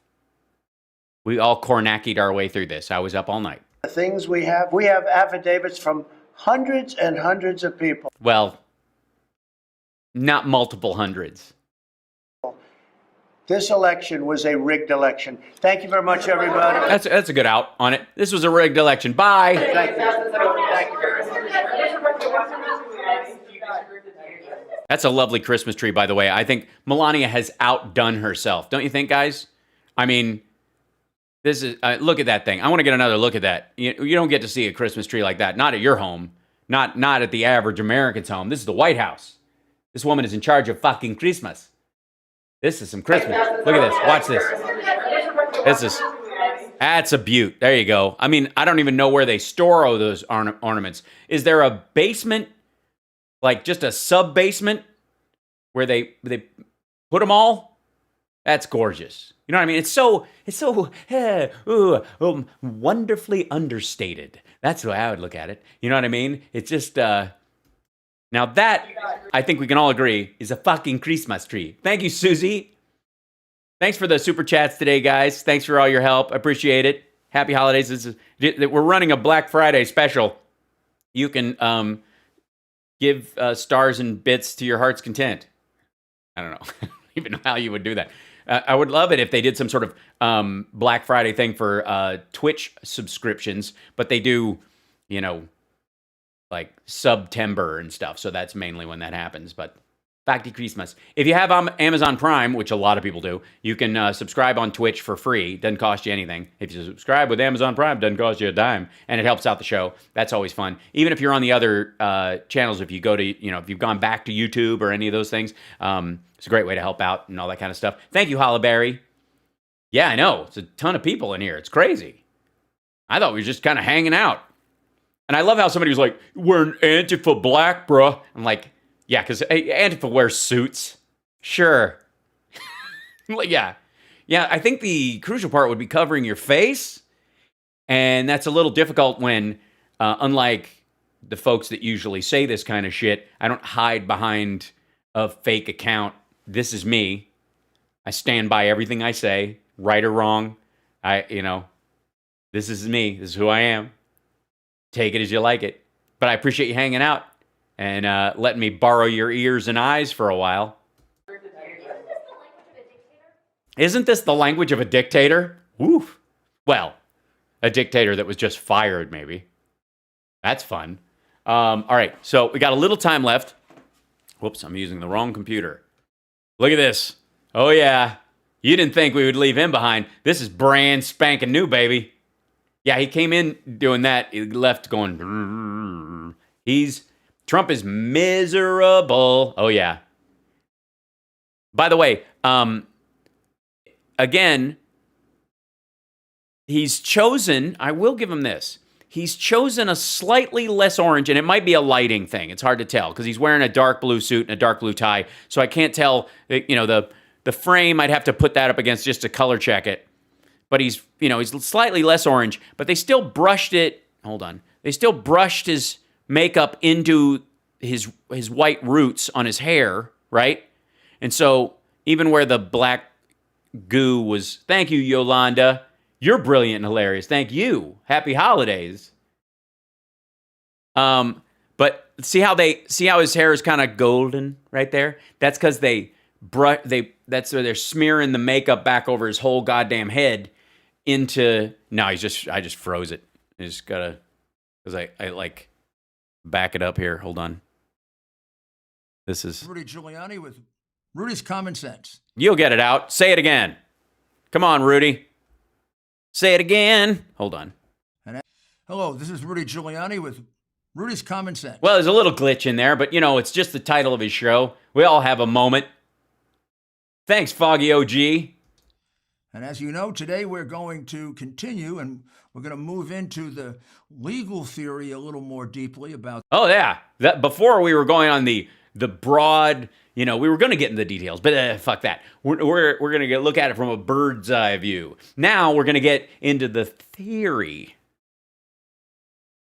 We've been promising you facts for weeks, But let me walk you through the theory. The case, Mm-hmm. the single case that could be brought to the Supreme Court that consolidates Could be, won't be, but okay. the arguments made in the other 6 cases. Okay, so you're going to consolidate all the arguments in the other 6 cases, even though the law is different in every state. You're going to consolidate into one basic argument where you're going to argue kind of nowhere, and somehow that's magically going to get to the Supreme Court, and that's your one case in front of the Supreme Court where you've got to, even if it's just the, Georgia or Wisconsin, you're going to have to make the Supreme Court stop the vote or reverse the vote or throw out the vote in multiple states with multiple rules based on the rules that you say were violated, even though they weren't, in one state. I see. All right. So if we go back to Bush v. Gore, what the Bush argument would be in this is that since Florida is 500 votes away, any state that Gore won, we can assume it was at least this close, and we should be able to get a recount and start counting until we're winning, and then stop the count as soon as we stop winning. Before we stop winning, and that's how they should have done it, huh? Under a legal theory that is very, very strong and persuasive. Okay, it's very strong, very persuasive. I'm interested. You piqued my interest because I happen to be very strong and very persuasive. And that is the Electors Clause of the United States Constitution. The Electors Clause of the United States Constitution, that the legislature gets to pick who the electors are, and not the Secretary of State or whatever, even though in other states like Pennsylvania, they've given that right. They signed off the right. This is where he's going to go with Pennsylvania. So Pennsylvania, the Constitution says that the state senates get to pick the electors. Except the state senate in Pennsylvania, which is a commonwealth, the Commonwealth Senate passed a law that allows the Secretary of State to do that. So they don't do it because too many people. They thought it would start picking people that it was just too political. Just figured there's an overview. If they have a real problem with it, they can review it in the state senate. But in general, in the law, it just allows because it's perfunctory. It's just it's just a lot of effort for nothing for them to pick a bunch of electors in the state senate, and they'd have to be called into session between Thanksgiving and Christmas just to do this, and they don't want to do it, so they handed it over to the Secretary of State. And he's going to argue that they're not picking the electors, so these electors don't count, even though they're picking their electors by allowing the Secretary of State to do it, by passing a law that's in line with their Constitution that says, yeah, we're going to pick the electors. The way we're going to do it is we're going to choose the Secretary of State as the point person to pick the electors so that we can stay the fuck home and not have to come in between Thanksgiving and Christmas on an election year for no reason. Article 2, Section 1 of the Constitution. United States Constitution, right? And are we going to get into the Dillon Rule versus Home Rule clause aspect of this? And please, please, please be the first Republican to represent a Republican president who's arguing against home rule. Oh, gorgeous. Reads as follows. Okay. At least we think he can read. In pertinent part. In pertinent part? What? Section 1 of the Constitution reads as follows. Okay. In pertinent part. In pertinent part. You mean in a pertinent part? Thank you, Kathleen. I appreciate it. In pertinent part? No, the Dillon Rule versus the Home Rule. Little moment of school. I've been talking about this with my girlfriend's son because he's had to do a paper about it. So we were talking about this. Is the Dillon Rule is I think came out of Iowa, and the basis is that the Dillon Rule is that counties and municipalities set the rules and laws within their areas based on and only on the laws set forth by the state, and that if the state sets a broader rule, they have to follow it no matter what. And they don't have to be, it's like spirit of the law. So in general, you follow what the state does all the time. The home rule is anything the state doesn't write note for note, we can make up our own rules. So if it doesn't say, in the Constitution that meth is legal, we start with meth is legal until they pass a law that says meth isn't legal. Whereas if the state passes a law against, non-FDA approved narcotics cannot be distributed, but by a doctor under special circumstances with a special licensing, that automatically assumes that all narcotics or anything that falls under the narcotics thing is illegal until proven otherwise. Then the Dillon rule applies, and you just kind of can't legalize mushrooms in your county just because you feel like it. In a home rule state, you would. The problem with home rule is most of the time those states end up becoming more draconian in their rulings than the Dillon rule states because they have to batten down the hatches, and the rules and the regulations get more finely written year after year because if you give these assholes an inch, they'll take a mile. So Dillon rule versus home rule. Doesn't matter. This asshole's going to make this case. Each state shall appoint in such manner as the legislature thereof may direct. Okay. Right then, his entire argument fell apart. Did you hear it? State shall appoint in such manner as the legislature thereof may direct. In such a manner as the legislature thereof may direct. Meaning, if they direct the electors to be chosen by the Secretary of State, that's how they get picked. Done. Fuck off. Seriously, this is dumb. You just shot yourself in the foot. You should have read this at the end, hoping nobody noticed. This is fucking stupid. Okay, he was a little quiet for you guys. Here you go. This is the number of electors equal to the whole. Here you go. This is it. The legislature thereof may direct. A number of electors equal to the whole number of senators, etc. So there's a number of electors based on the same number of senators in a state or in a commonwealth. So the senators in the Commonwealth of Pennsylvania passed a law and signed it and pushed it through that they don't need to pick this person. There need to be as many as there are of us, but the Secretary of State can pick them because we don't want a state where the electors are, going against the will of the people. It's perfunctory. It doesn't have the same meaning as when people fucking used to have to ride the votes in by horseback and be sworn to an oath. It's dumb. The selection of electors is done in such manner as the legislature thereof may direct. So, the state legislature is, in the first instance, and really throughout, in charge of the election. Therefore, it's rules that... No, they're not.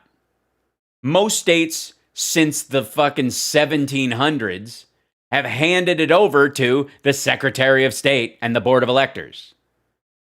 Because because these state senators were representative of these districts internally, and they would be in charge of guarding the shit that came from their county to make sure that their vote matched when it left the town and when it arrived in the capital and was counted and sent upstream. This is so fucking dumb.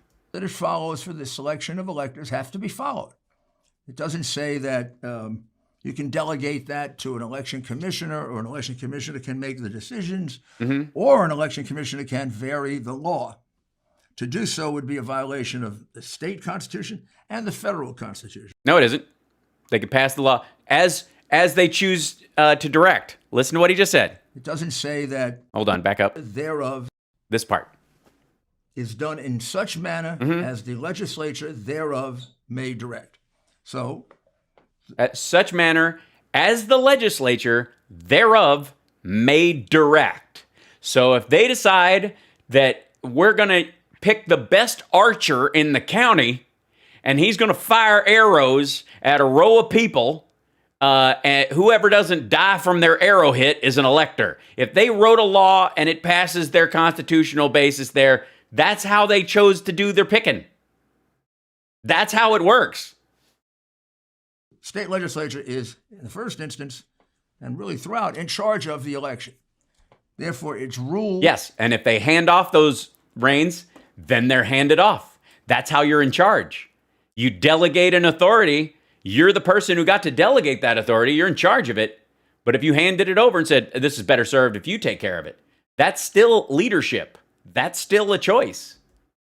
Rules that it follows for the selection of electors have to be followed. Yes. And the rule is they can make their own rule. It doesn't say that you can delegate that to an election commissioner, or an election commissioner can make the decisions. It says precisely that. Again, this is the argument. Again, this is the argument he's making. Listen to this. You can delegate that to an election commissioner. Hold on, back up. State legislature is, in the first instance, and really throughout, in charge of the election. Therefore, its rules that it follows for the selection of electors have to be followed. Mm-hmm. It doesn't say that you can delegate that to an election commissioner, or an election commissioner can make the decisions, or an election commissioner can vary the law. Yeah, it does. It says that however they choose to enact that selection process is up to them. And if they pass a law within their state constitution that gives that authority to one person on behalf of the state and on behalf of the voters, that's how it works. But, who gives a shit about states' rights? Am I right? To do so would be a violation of the state constitution and the federal constitution, or state law and federal law. Nope. So those rules start to become very important if you want to make up some bullshit. when you look at some of these states, Uh-huh. particularly the rules that are broken to such an extent that so many ballots are defective that it changes the result of the election, which is largely true in every single one of these states. No, it's not even remotely true. It's your allegation, and you're welcome to make that. But the assumption that it's true is based on your perception of events, which are obviously skewed and stupid, because we know this by how you are understanding the law in Pennsylvania specifically, which is the case that they're talking about, and the one that they hope will get kicked up, and they're hoping the legislature will help them do this, even though the legislature just said, we can't help you move this shit. What are we supposed to do? In Pennsylvania, Told you. the rule was That they passed a law that the electors can be chosen by the Secretary of State? you must allow ballots to be Cured? examined, Oh, they were. and you must allow No, that mail-in ballots, you have to examine the envelope and the signatures that come in with them. And there were people there to do that. a ballot. You cannot allow ballots to be cured, to be changed after they're filed. Yes, you can. They have a right to do that. There is nothing in Pennsylvania law that says you cannot assist a voter in trying to cast a legitimate vote. And in a mail-in voting situation where they go, these votes are, they want them thrown out, we're going to call these people and make sure this is their real vote. And if they do, if they say, yes, that's my vote, then we're going to allow them to come in and as equal to an affidavit that you supposedly have signed, sign another ballot and clean it up because it's really them, really actually casting a ballot. That's a real voter. You can't cure a fraudulent ballot. As a matter of fact, one of the ways you find fraudulent ballots is by curing ballots. Because if you call people up or you canvass and you go, did you vote this way? And they go, no, then you know something fraudulent happened. It would seem to me you would want all of that happening. You would want way more of that. And yes, and Elizabeth, in Pennsylvania, before Election Day, you can alter your vote in this particular, which they have the right to do, which would be the same thing. So. They went ahead and allowed certain people to fix their absentee ballot. So the blue counties reached out to people who may have been voting by mail the first time, and the Republican poll watcher, the people he says didn't exist, had asked that their ballot be excluded, and they went into a pile to be cured. And they called all these people and said, hey, did you really vote this way? And they said, you're damn straight I did. Yeah, well, the Republican dude who Rudy says doesn't exist saw your ballot, thought your signature didn't match. So you want to come down here and fix it? You want to prove that it's you as a voter who has the right to vote? Would you like to come down here and cure your ballot? And they go, damn straight, I mean to vote. Well, good. Well, we practice social distancing down here. Bring your photo ID. Come on down. And you'll fill out an affidavit that it's really you, and you'll show your ID, and then we'll give you another ballot, and you'll sign that one, and it will be linked with your envelope, and then it will go in. Okay. Now, why do they have a problem with that? Because you can't cure a fake ballot. You cannot cure a ballot that comes from a fraudulent source. You can't do it. No illegal alien, like he says, or no person who voted 3 times is going to be able to come in and cure 3 ballots. Well, 2, I suppose. Maybe 1's real. They're not going to be able to do it. And if they come down and cure a ballot that isn't there, they're going to have an ID with them, because that's what you need when you're actually curing your ballot. You're going to need some sort of way to verify who you are. And if you don't have a photo ID, which is the normal way of doing it in Pennsylvania, you can have another source, but you bring that same other source and it has to match. Something with your signature on it, something that the state recognizes, something you filed earlier, your birth certificate, and a bunch of other shit that they keep you lined up with in there. And so that's how you come in and cure a ballot. Now, what happened in the red counties? In the red counties, because they knew that the ballots coming in through the mail were going to be for Biden, they didn't cure any of them. If any of them looked hanky at all or weren't even close, they just threw them out.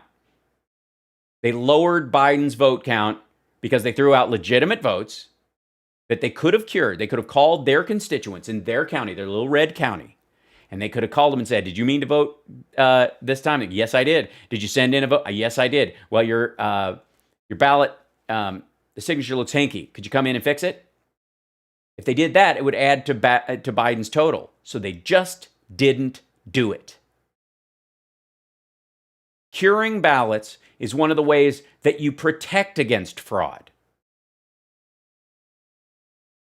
P.S. Biden won Pennsylvania.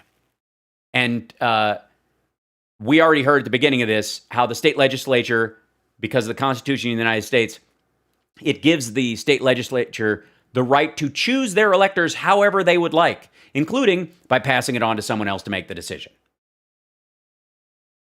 He already heard this from a state senator, in a Commonwealth senator, I suppose that's what we should call them in Pennsylvania, in his little press gaggle at the fucking Marriott.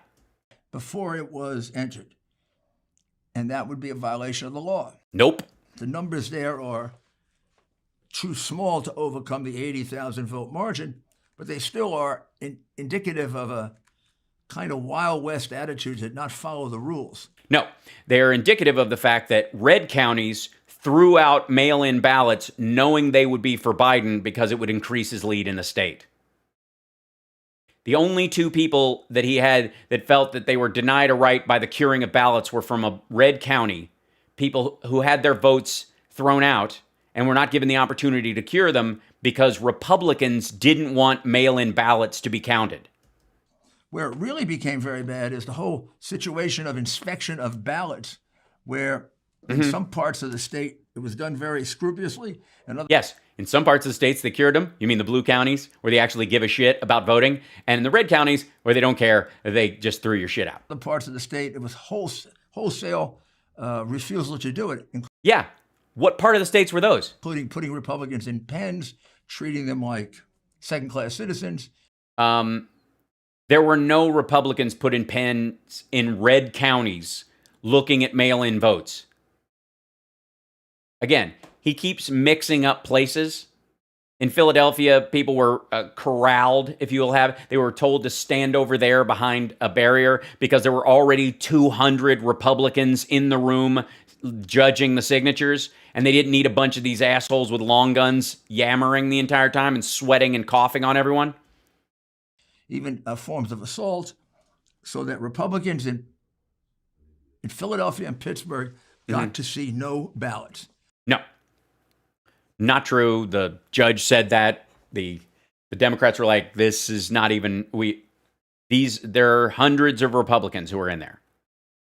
Poll watchers. They were all there. Sacred job.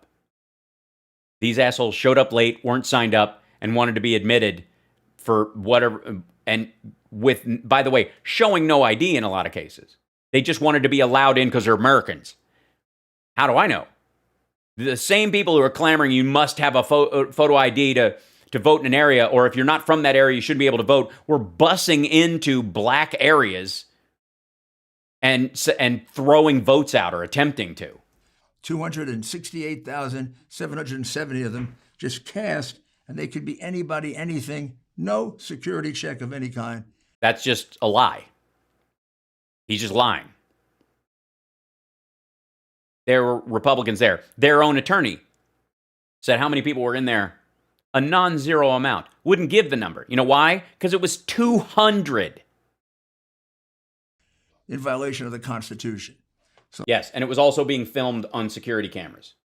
And the people who showed up late were still allowed to view it via those security cameras in person. that would be like one count or two counts in an overall complaint charging that the Democrat National Committee, the Democrat Party, and the Democrat electors carried on an election in violation of Article 2, Section 1. No, the part you cited earlier was about the choosing of electors.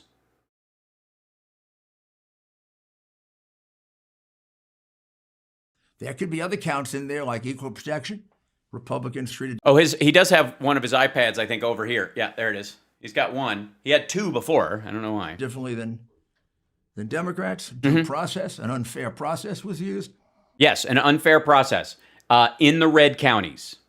Red counties denied Biden voters the right to have their ballots cured legally, which was a statewide rule that was allowed.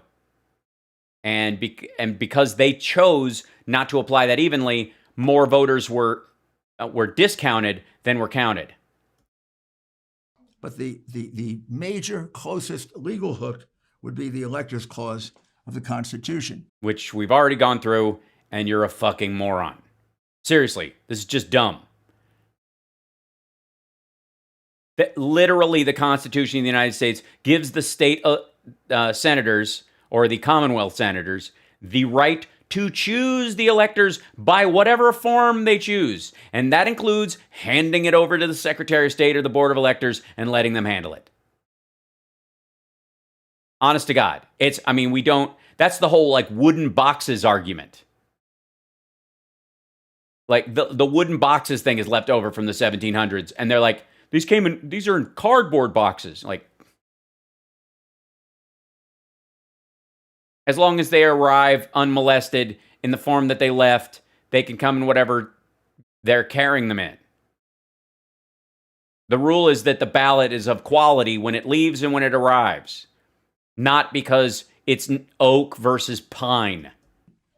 And this is true in each one of these cases, whether it's Pennsylvania, where they didn't follow the rules with regard to signature verification en masse, Michigan, where they did the same thing. Nope, just making that up. Didn't follow it en masse. Nope. Box. And again, he keeps like mixing. If it's true here, it must be true there. That's the 600,000 number that they keep rolling around. In the middle of the night, entered 100,000 phony ballots to stuff the ballot box.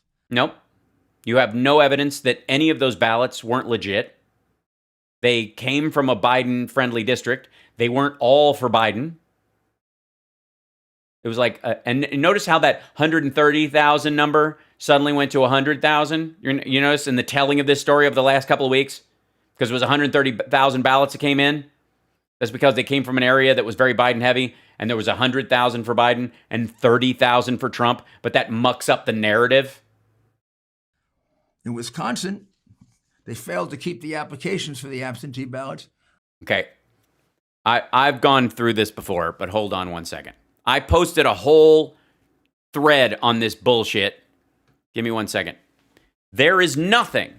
Let's see if I can bring it up in here. Let me get it this curly. Let's see. We're going to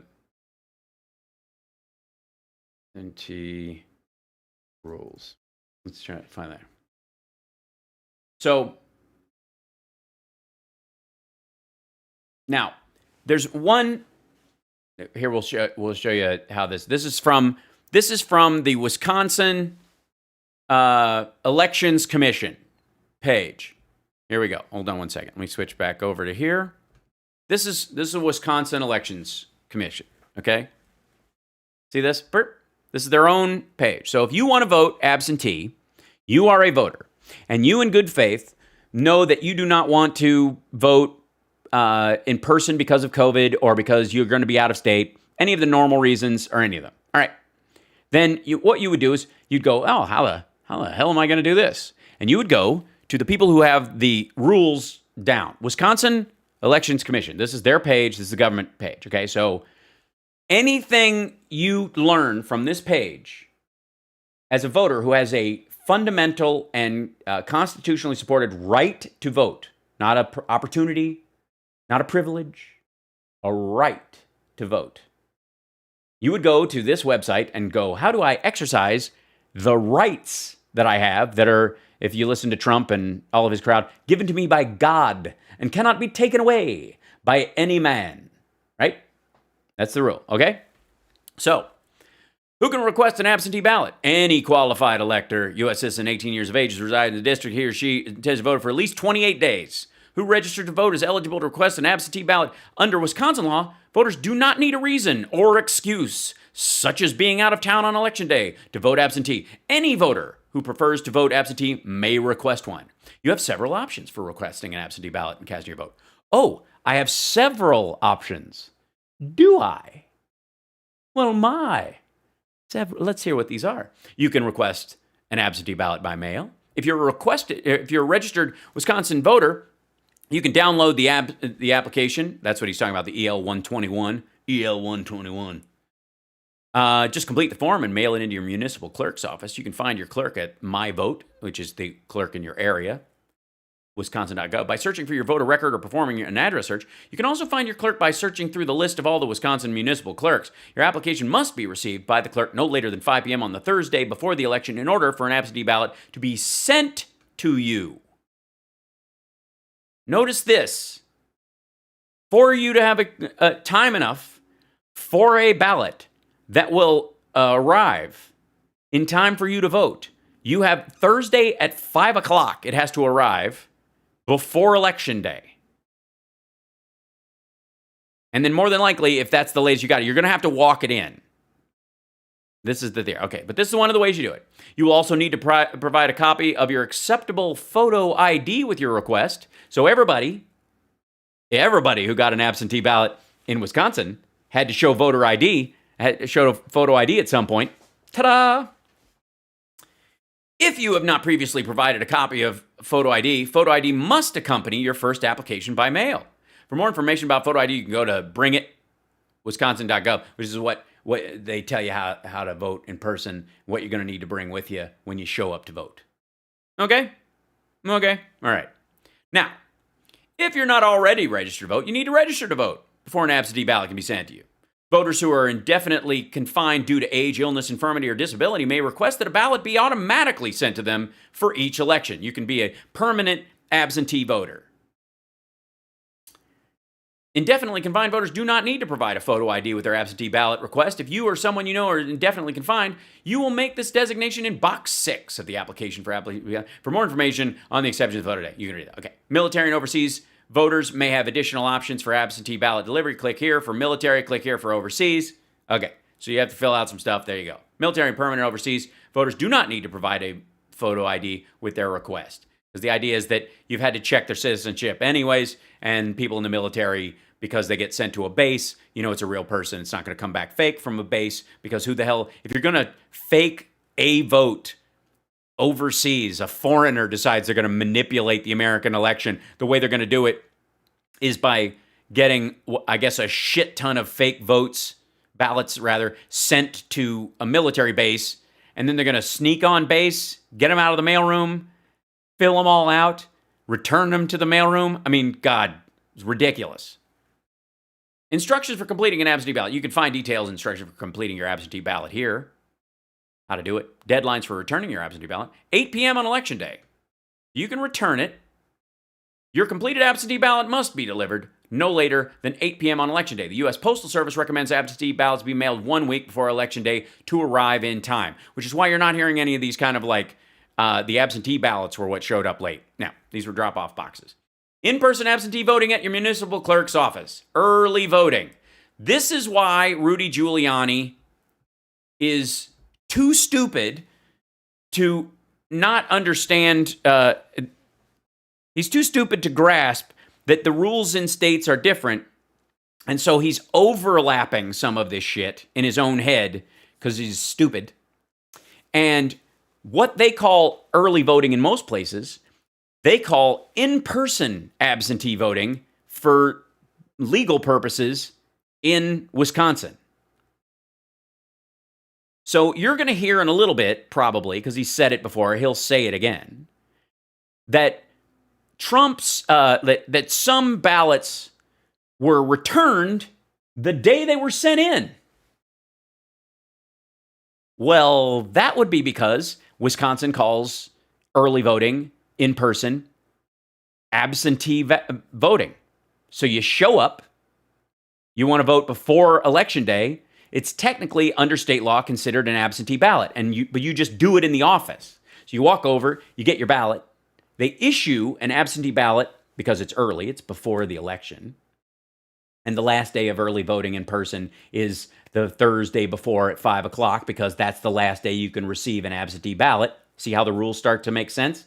And then you go in a week before the election and you get, oddly enough, from Wisconsin, because of how the rules are written, you get an absentee ballot. And you walk over to a little booth and you fill it out and you hand it right back and your vote has been counted. That's how you do it. But Rudy is fucking stupid. And he thinks that these ballots, these people, the early votes, and there's lots of them, should be thrown out because allegedly these things were mailed out and they were received the same day. Oh, thanks, Jason Charles Miller. Oh, thank you, brother. Thanks, everybody, for dropping in. Look at that. Hi. Welcome, you guys. That's lovely. A raid. I don't think I've ever been raided before. We've raided his channel and we've raided TLK Knitting and a couple other people, but that's just lovely. Love you. He's such a good dude. I swear, when this is all over and we all go back to abnormal, because he voices some, he does a lot of cartoon voices, and Kari Walgren's Slaughter cover band and Nerd Halen, my band, should all go do Comic-Con music shows. I just think it's got to happen. It's just got to happen. Hi, everybody. So welcome. So we're now going through how Rudy Giuliani, that wasn't hair dye leaking down the side of his face. It's just he's had his head shoved up his ass and he freshly pulled it out too quickly and didn't let it dry. So you can also, this is Wisconsin rules, and if you live in Wisconsin, it's good to know these rules. You can also vote absentee at your local municipal clerk's office. If you apply for an absentee ballot in your municipal clerk's office or another designated location for in-person absentee voting, you will vote your ballot immediately in the clerk's office. You will seal your ballot in the proper envelope and return it to a member of the clerk's staff. No ballots will be taken out of the clerk's office. So all of these fucking votes, hi Charlie, how are you? All of these ballots that Rudy's like, how'd they mail them out? And then they mailed them out and they came back the same day. The mail doesn't work that fast. How's it possible? It's because you go in, they hand you one, they give you an envelope just like you would get, and then they mark it right there in the office. And a ton of people voted that way this time. And Rudy is the president's lawyer. And he is trying to sue Wisconsin because he doesn't have the time at $20,000 a day, wouldn't that be nice, to read this page.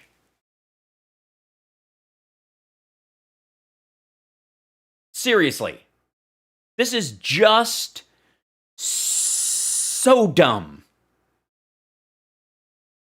So we'll go back to Rudy and let's see if he says any of the things that he's been saying before and continues this. Which is a manner directed by the legislature for the carrying out of this election. Right. So the legislature, the manner that they chose was handing it over to the Secretary of State and the Board of Electors. Because we live in 2020, not the 1700s. And that is ignored completely. No, they passed a law. And most of the Republicans you spoke to yesterday signed that law. They voted for it. And that's to the tune of They think about 100,000 votes. It's only a 10,000 vote margin there. Yeah, all those votes count. In Nevada, the situation was different but similar. Oh, okay. Well, please tell me how it's different but similar. Almost, but not. Particularly for purposes of the legal theory. Sure. Which is really important in legal theory, that it's different but similar. Your Honor. Your Honor, what I would like to say is that for the purposes of legal things, and by the way, Jason Charles Miller, I love you dearly. You're an awesome dude. Period. End of story. And people should pick up all of his music. And I still stand by the fact that the Eleanor Rigby video that he did with Godhead is the best music video ever. Just saying. Like, there's that, and then there's Tool Sober, and then way down here is Thriller. I'm just saying that's how it works. Just live with that. Okay, so who walks into court and says, Your Honor, this is different but similar? Oh, okay. Let me hear legally how things are different but similar. Remember, the legal theory is that the state has to follow the rules of the Election Commission. The Election Commission requires in-person inspection of every single one of the ballots. No, it allows in-person inspection of signatures on mail-in ballots, not the ballots themselves, unless at the time there is a recount or for some reason there is a lawsuit filed that there was something wrong with the actual counting. The machines broke down, a bunch of paper burned up, and nobody can tell what the people meant in the first place, and they've been separated from stuff, not just because you wanna. Instead, a number of ballots were run through a machine to in 2020. compare the signatures, not humans. Right? And 70% of the time, those machines kick them out, and people have to review them. And 30% of the time, the machines go, yep, that's the same one. It's dead on. And sometimes they have to run them several times, and the machine will like take it on the third one. You know, we've all had, anybody ever stuck a dollar bill, which is absolutely U.S. Currency. You know, this is a silver note from from Uncle Sam. And you put it in a change machine, it kicks it back out because the corner's folded. And then you unfold the corner and you straighten it out and you rub it on the side of the thing and shove it back in there. And you're like, mother, what the hell? And you push it in, then it backs up, and you push it in, then it backs up. And then the fourth time it just takes it. And you're like, what the hell did it do now? Did I exorcise a demon? Machines. They're machines. 70% of the time, a person has to review them. 100% of the time, anybody can ask to review one of them. They're allowed. There's a Republican standing right there. Many times it's a Republican running the thing through the machine. But I digress. There is no authority in the Constitution of Nevada to allow that. No. And when the Constitution in Nevada was written, they didn't have the forethought in the, 1800s to put computers in there? Then why wouldn't they do that? I mean, Washington State had to have, right? When they started Washington State and they created a constitution, they had to have put robots in there, right? I mean, it's Washington State, for crying out loud. Also, the machine was set at a very low calibration, so it virtually would spit out anything as compared. So there you have What, based on what? You mean the 30-70 rule? a whole series of facts which fit under that theory and that make it... By the way,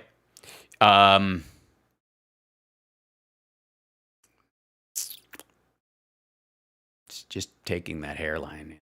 similar to Wisconsin, Michigan, and Pennsylvania, although a different kind of cheating. Because the rules are different, and it's not cheating, because if you take the rules from another state and try to apply them to the rules passed legally by the people of a different state and call it cheating, you're an asshole. It's time to take a break. Oh, good. Uh-oh. Let me guess. What is it? I haven't looked. Is it home title lock? Or need juice? What do you think? Or cigars? I don't think it's cigars, because I think I heard the beginning of his voice. I couldn't believe we were Home title lock. Son of a bitch.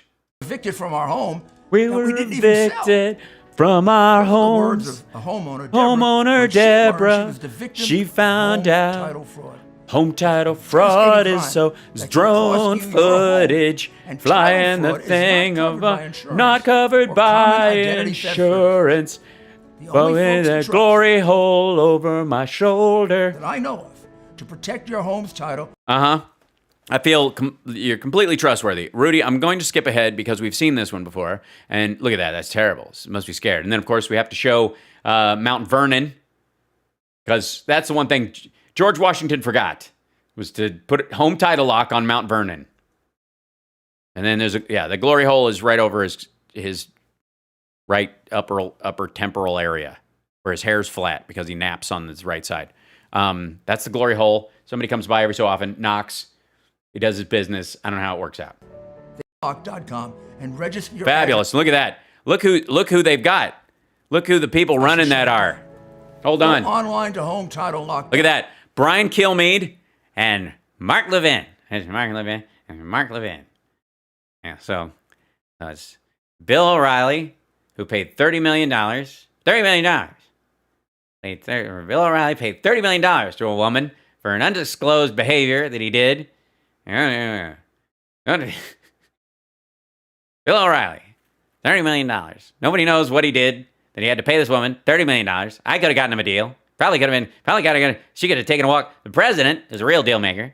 Could have gotten her to take a walk for $130,000. And here's Bill O'Reilly's no businessman. He's .com. Look at that. Brian Kilmeade. We got the dumbest member of Fox and Friends. And that's saying a lot. And me. I don't know how I got wedged in here. And we don't even know who these people on KTLA 5 News is. I don't know why. Is the whole crew on KTLA 5 there? Are they getting paid? Yeah, right. And register your address to see if Are you already a victim? Oh you're shit. already a victim. I don't know. Then use I code can't tell. RUDY. That's me. And sign up for 30 free days of protection. That's code Rudy at home title lock. That's right. Code Rudy will get your house in order. Let's move forward with the analysis. All right, the analysis. Because we've totally shit the bed constitutionally. Let's go. Come on. Georgia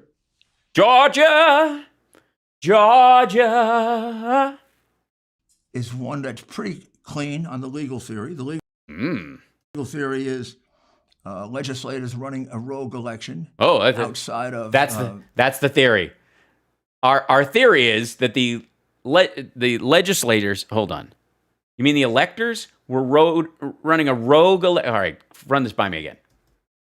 Is legislators running a rogue election outside of the requirements that are laid down by Section 2, Article 2, Section 2, Article 2, Section 1, rather. Yeah, well, it doesn't really matter. I mean, it's wrong, so I'm not going to get hung up on the numbers at this point, quite frankly. Article 2, Section 1, we're just going to... Well, let's go with that.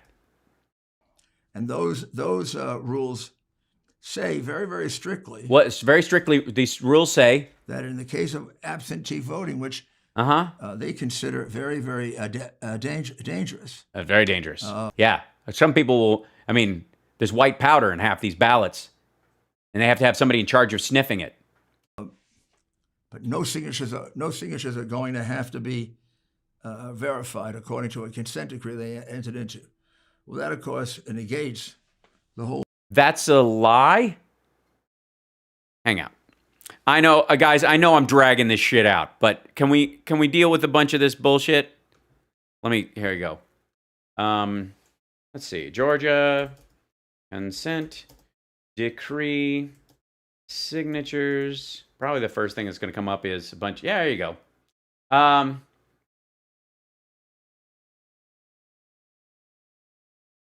Okay, let's see. This is Atlanta. I mean, this is WSB TV Atlanta. I mean, they're local. All politics being local. This will be a good choice, shall we? Look at this, huh? Let's see. Oops, why am I not switching over? Go over here. There we go. So here we go. There we go. That's Wolf Blitzer, and there's Raffensperger. This is WSB TV. It was a part of Georgia's consent decree signed back in March that required state officials to match... Wait a minute. It is a part of a Georgia consent decree signed back in March that required state officials to match the signature of voters requesting ballots on paper with their signature on record before approving the ballot.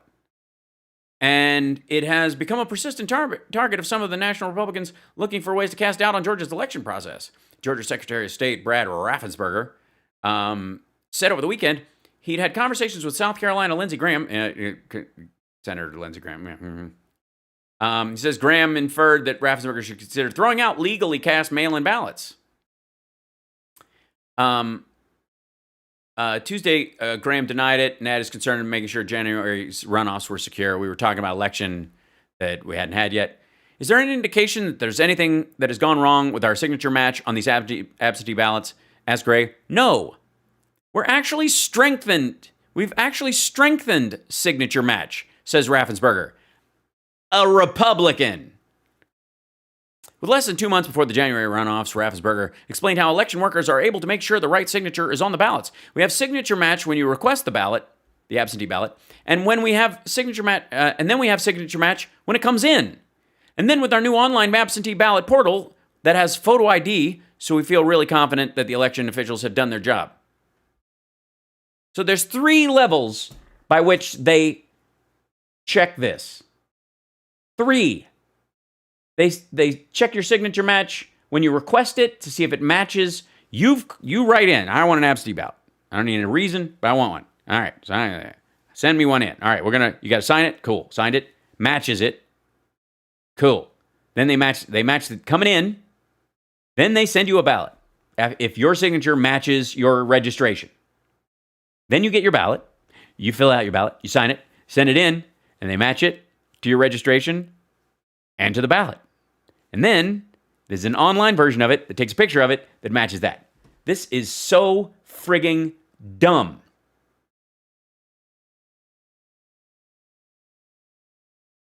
Again, the title of this video from Rudy is called Winning Legal Theory.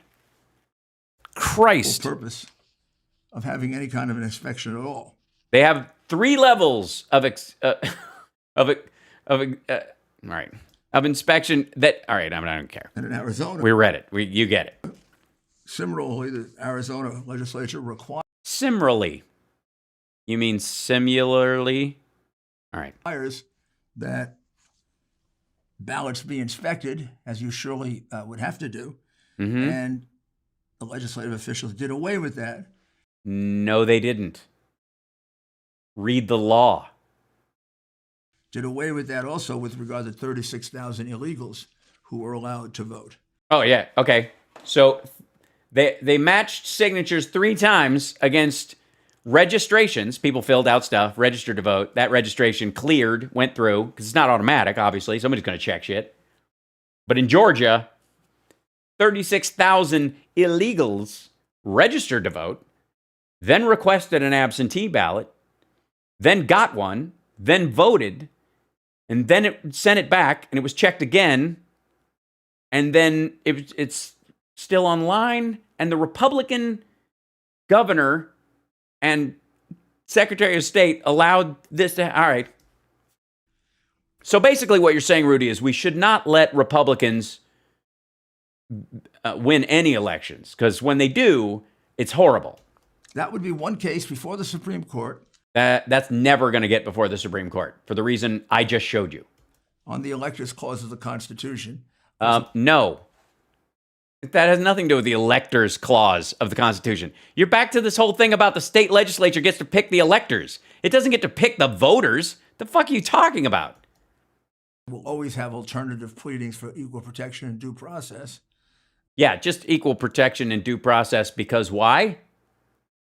Because Trump's voters tried to vote twice and were denied, and in your fart head fantasy, you think other people voted? I don't even know what the fuck he's talking about. But this is an electors case that can be brought by the Supreme Court and clarified this practice for the future. This doesn't have anything to do with picking the electors. The overview of this is, when you look at the similarity of the fraud. Okay, yeah, show me. In the 8 districts in which we've the 8 districts, brought the similar pattern, the similar hiding.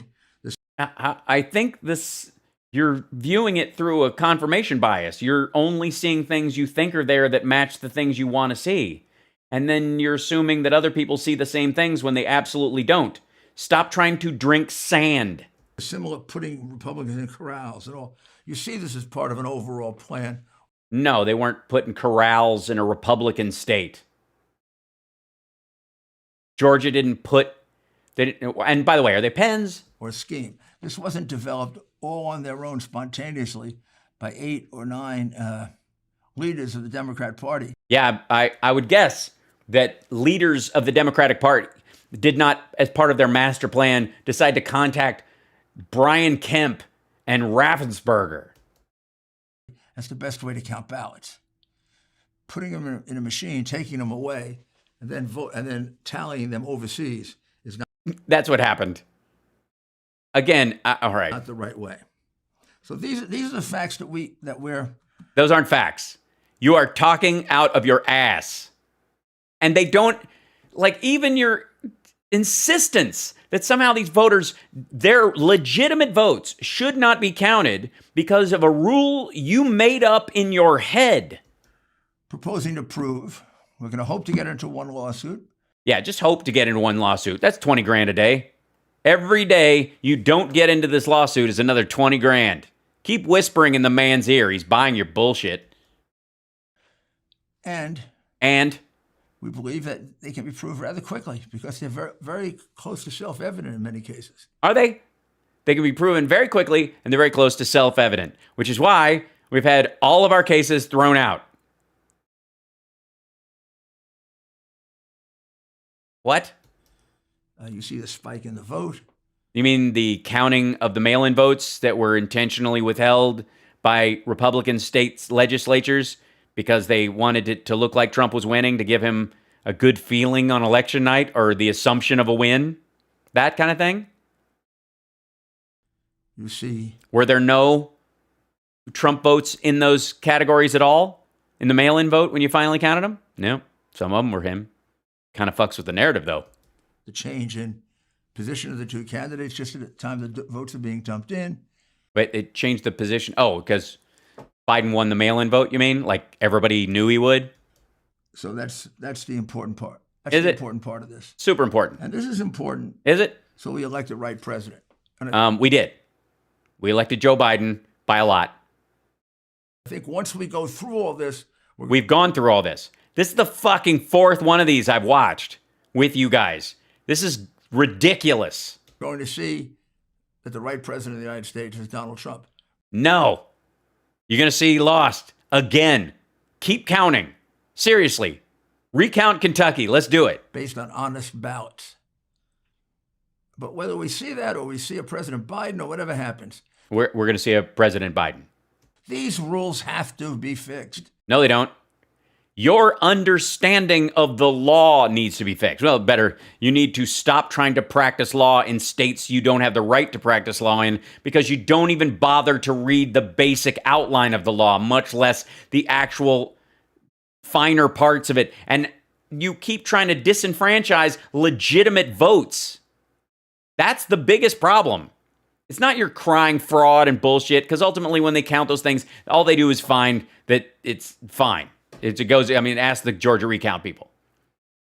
But you're trying to throw out tens of thousands of Americans' votes.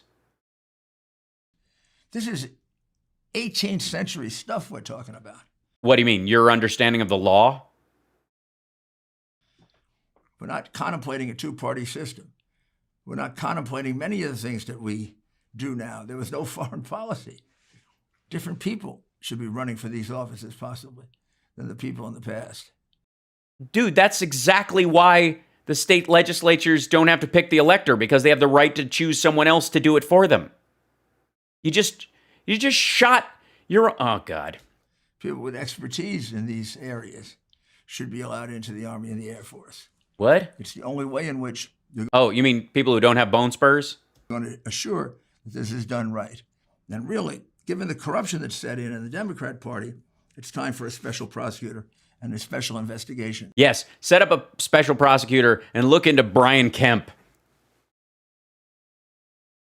Look into whether or not these Republican-run state legislatures have the right to hand over their choice of the electors to the Secretary of State by secretly, I don't know, passing a bill in public and signing it, voting on it. What? Of mail fraud in elections, because it is a nightmare of every candidate that they win the election, but it gets taken away from them online because somebody else is more unscrupulous or better at using the internet or better at spotting things than they are. Better at spotting things, yes. Yes, we're just better at spotting things, really. Just seeing them, you know? Yeah? Yes? Sometimes, you know.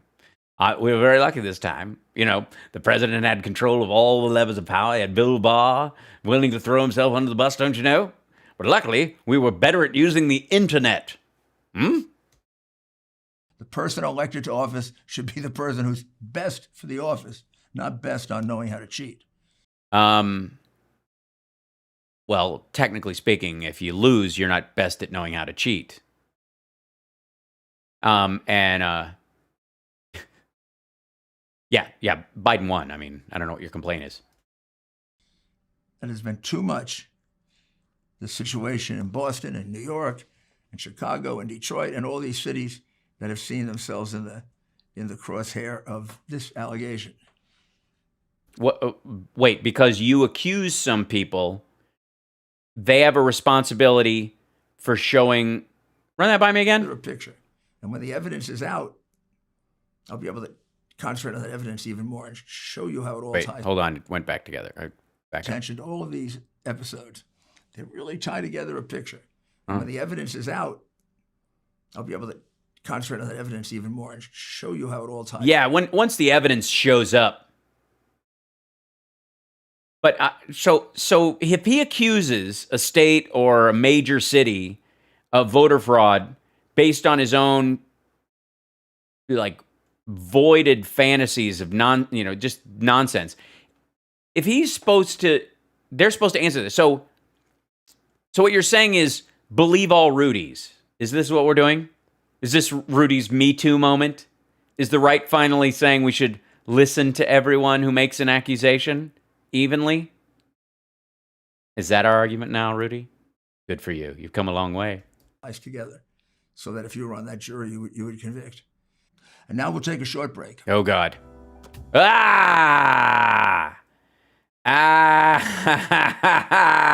It's so gross. That noise. Listen. If you were on that jury, you would convict. And now we'll take a short break. Ew. God, it's so disgusting. God.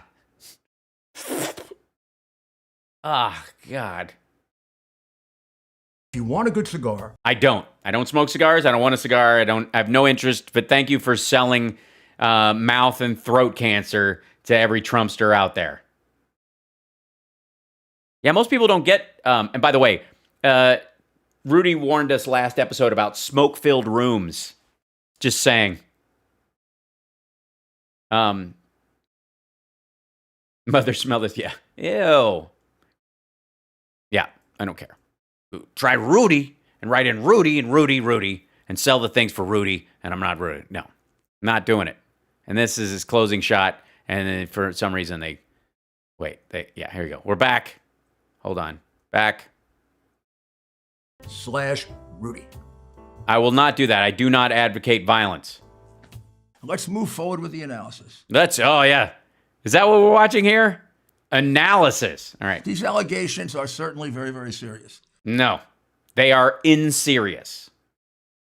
They are so rudimentarily, they're so poorly constructed and fundamentally flawed so as to be absurd, and simply the reason they've been thrown out of every court they've been in is because they're an insult to the legal system.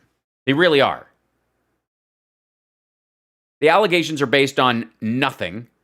You're extrapolating from these ridiculous allegations absurd amounts of fraud that you have no evidence of, and you refuse to cite one-to-one any situation where someone has been disenfranchised by having their vote stolen in person, where they showed up and somebody had already voted, and they've gone under oath or in a courtroom and said so, and investigators have gone and went, oh shit, their vote was stolen out of their mailbox, and this person signed it, and we found it happened to 3 other people because we knocked on doors. None of that stuff. Not doing any of it.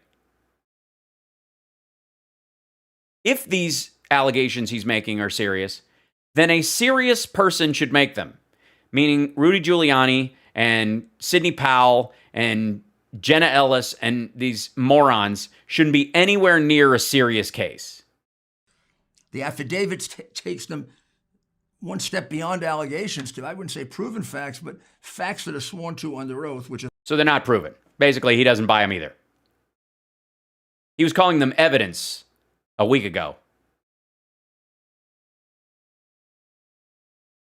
a lot better than just about anything they ever had when they investigated President Trump. No.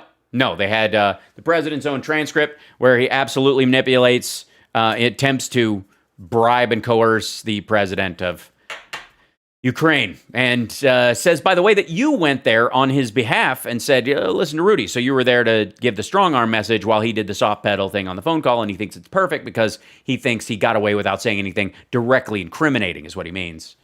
And he got impeached. So, just saying. The failure to investigate this is shocking.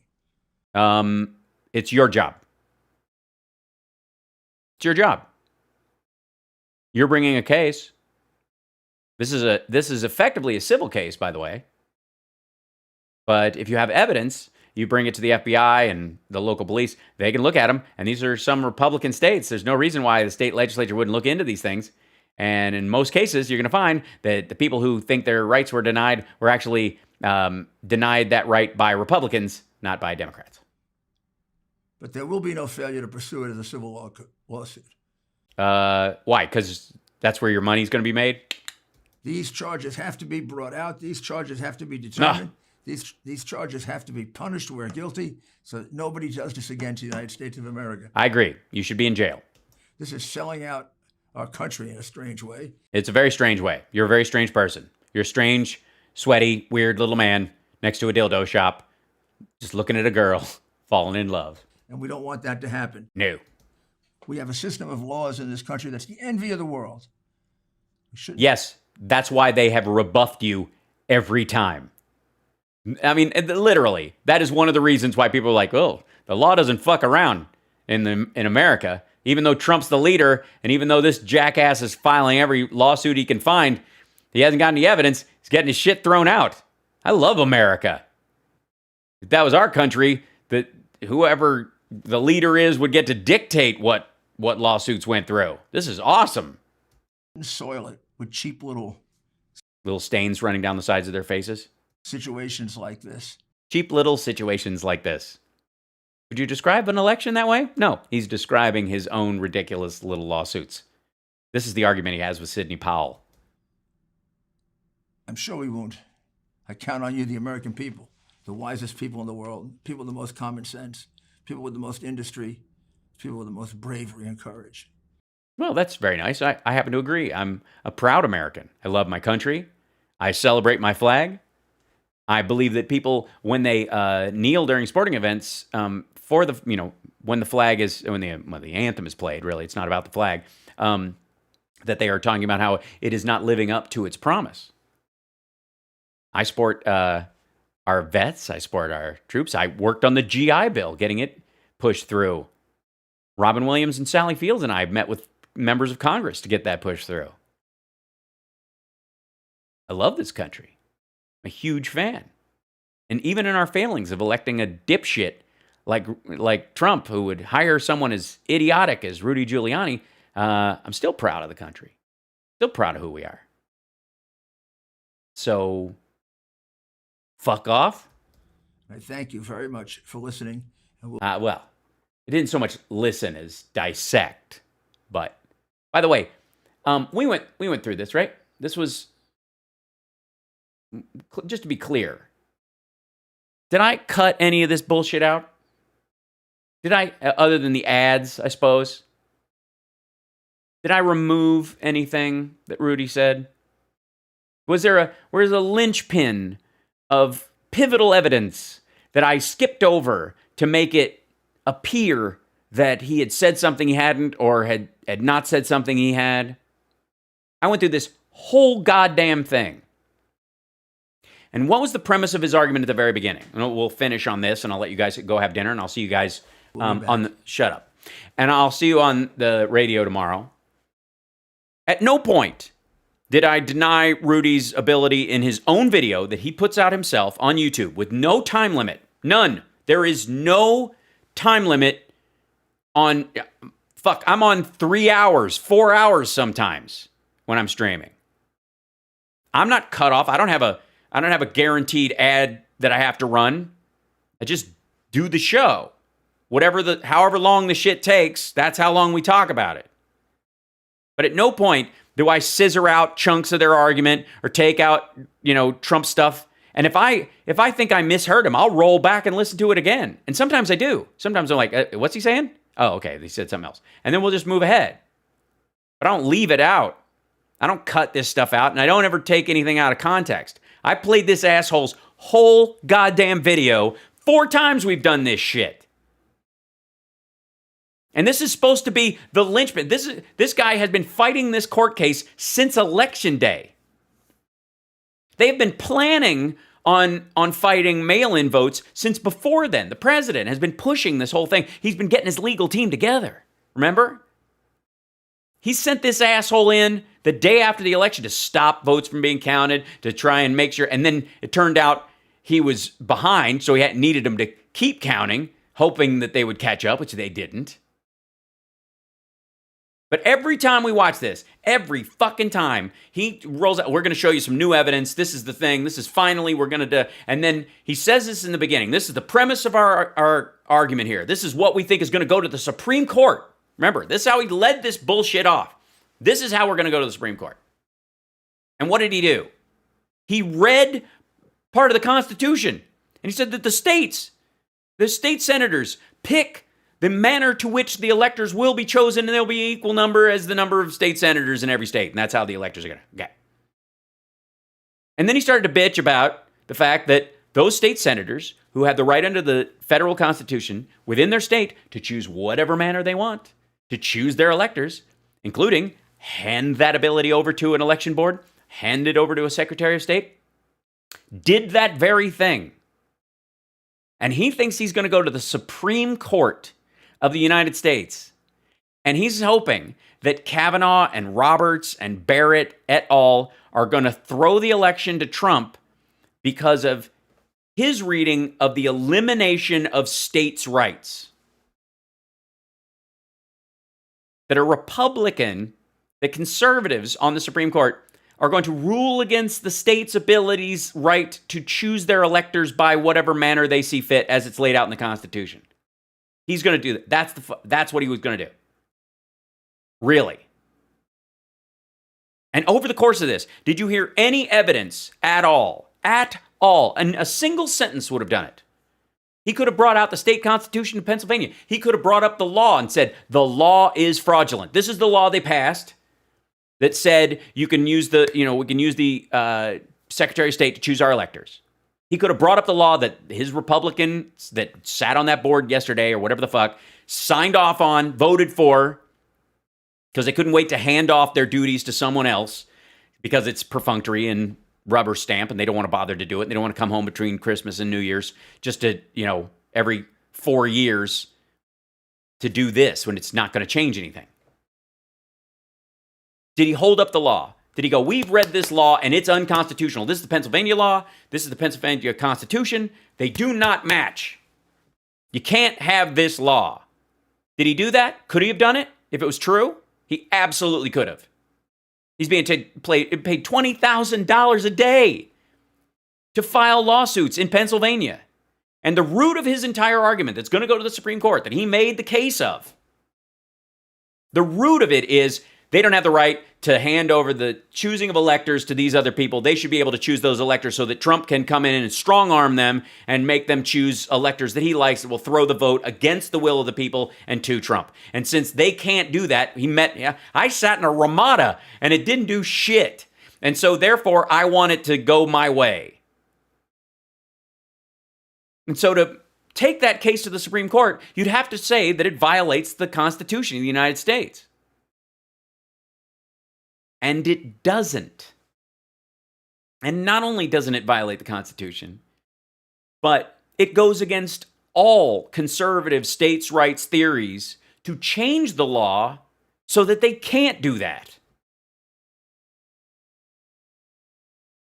I mean, how easy would it be to start shifting the state legislatures in states to favor Democrats if they could just flip stuff?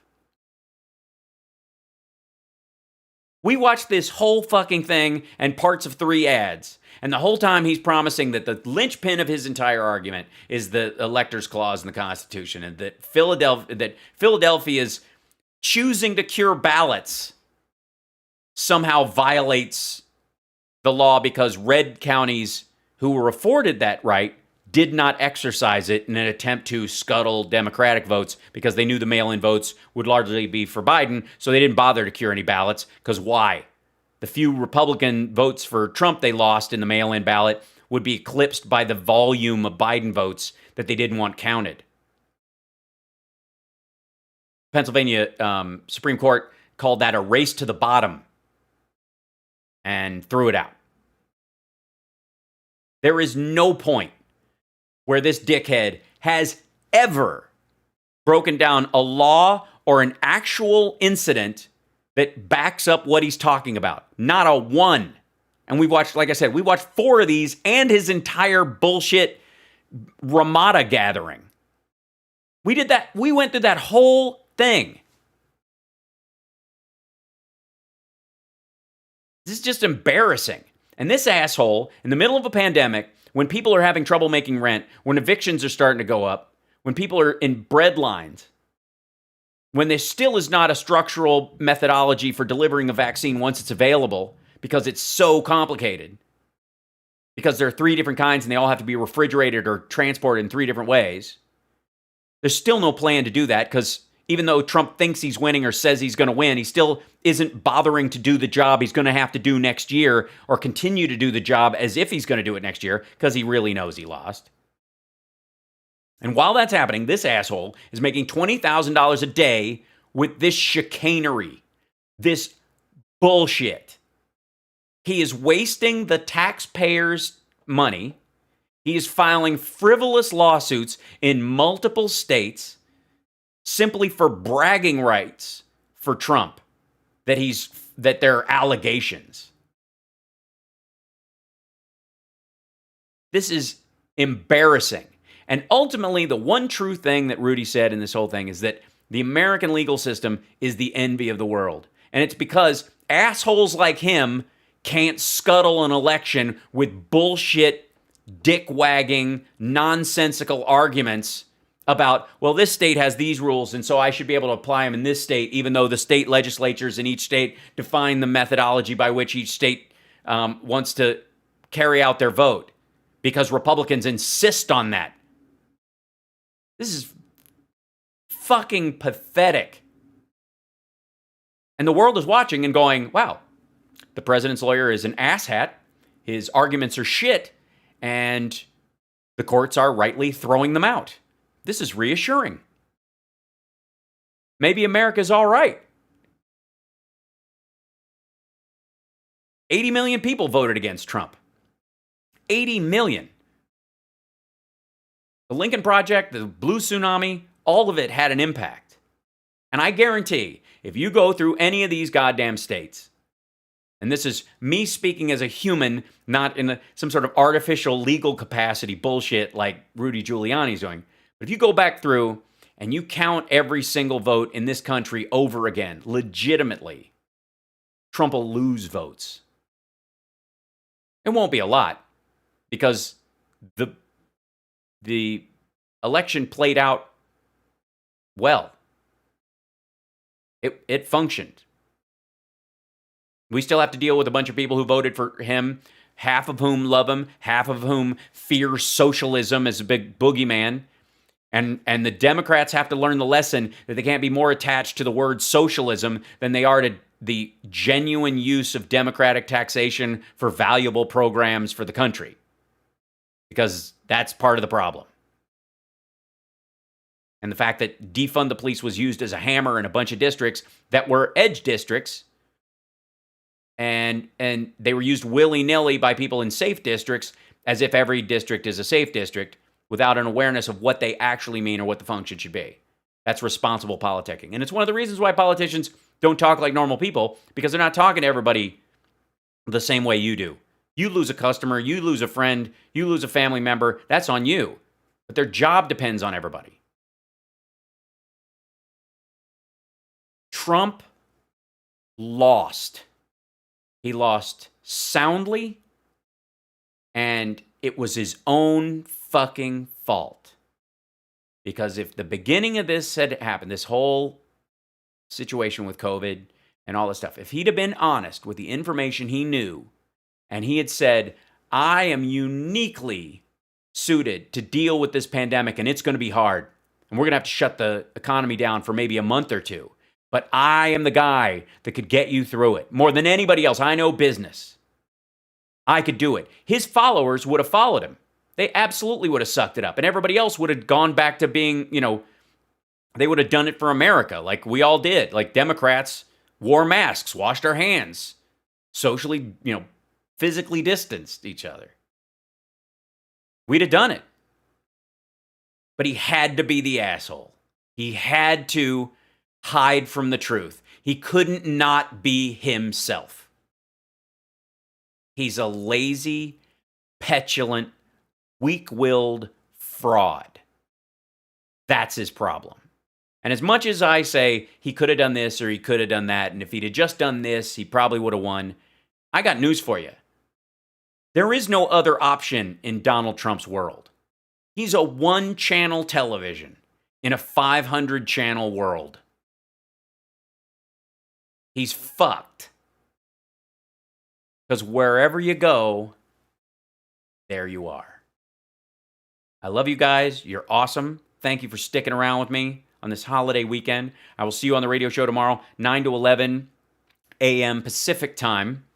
It's a call-in show, the whole deal. We do it on WCPT radio in Chicago. It's something I've been doing for over a decade now, and I'm very proud of it. And we'll see you at the regular, everywhere you come, whatever you pay, whether it's Facebook or Periscope or any of these other places. And if you're a troll, like I said, we're glad to have you here, because the rest of us enjoy ourselves while we're here, and it's nice to know that you're sitting there suffering, having to watch this and listening to the counter argument and dealing with the reality of it, because you've boosted our algorithm, and I can't help but be thankful a little bit on this Thanksgiving weekend. And again, reminding everybody, Thanksgiving, do it all weekend, is a holiday of gratitude. Whatever your historic issues with Pilgrims and Native Americans and all that story, and whatever stolen land story you want to tell yourself, understand that you live right now in this day on this land, and you're not going anywhere. So be grateful, be thankful, and do your best to be your best. And then we'll get to Christmas and Hanukkah and the gift giving, and remind ourselves to forgive other people, and then we'll forgive ourselves on New Year's and start fresh. And then I suppose Valentine's Day comes around and we forgive our mates and renew our situation with them. Oh, happy birthday, Elizabeth. So, and yes, I do remember lab rats. I'll be doing a whole big show on that very soon. So, appreciate you guys. Take care of yourself and take care of somebody else. I will see you tomorrow. And look, I have to say, we're going to have a couple more of these. I have no doubt. And Trump will probably, Georgia, he'll have a little rally and we'll do that. And Rudy will file something on Monday. And Sidney Powell's friggin' Kraken bullshit that she tried to put out, where she misspelled district twice in the first sentence in different ways. That original typed up version had wine all over it. we'll deal with these. But he's done, and he knows it. And the only reason he's continuing to argue this, that he lost, is because his ego can't handle it on the one side. He can't admit reality. And he's fleecing his supporters. He's squeezing every nickel out of these assholes until they got nothing left. And it's just sad. And to Republicans out there and people who support Trump, who think that everybody in the world thinks you're evil just because of that, I think you're misguided. I think you're deluded. I think you've been sold a bill of goods, but I don't hate your guts. I don't. I think you know, in some cases, especially the more far gone some of you are, the more it comes from a moral place.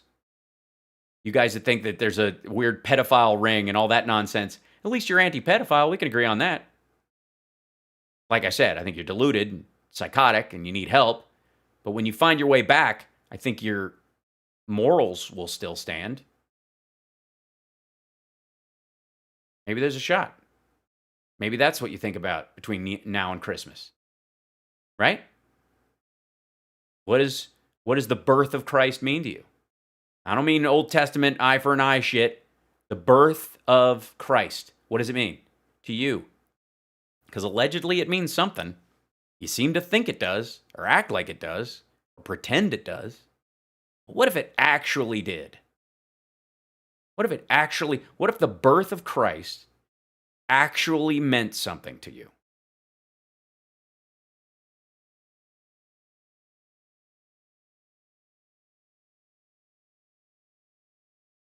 Consider that between now and Thanksgiving. Go forth, and I think in the immortal words of Dave Allen, good night, and may your God go with you.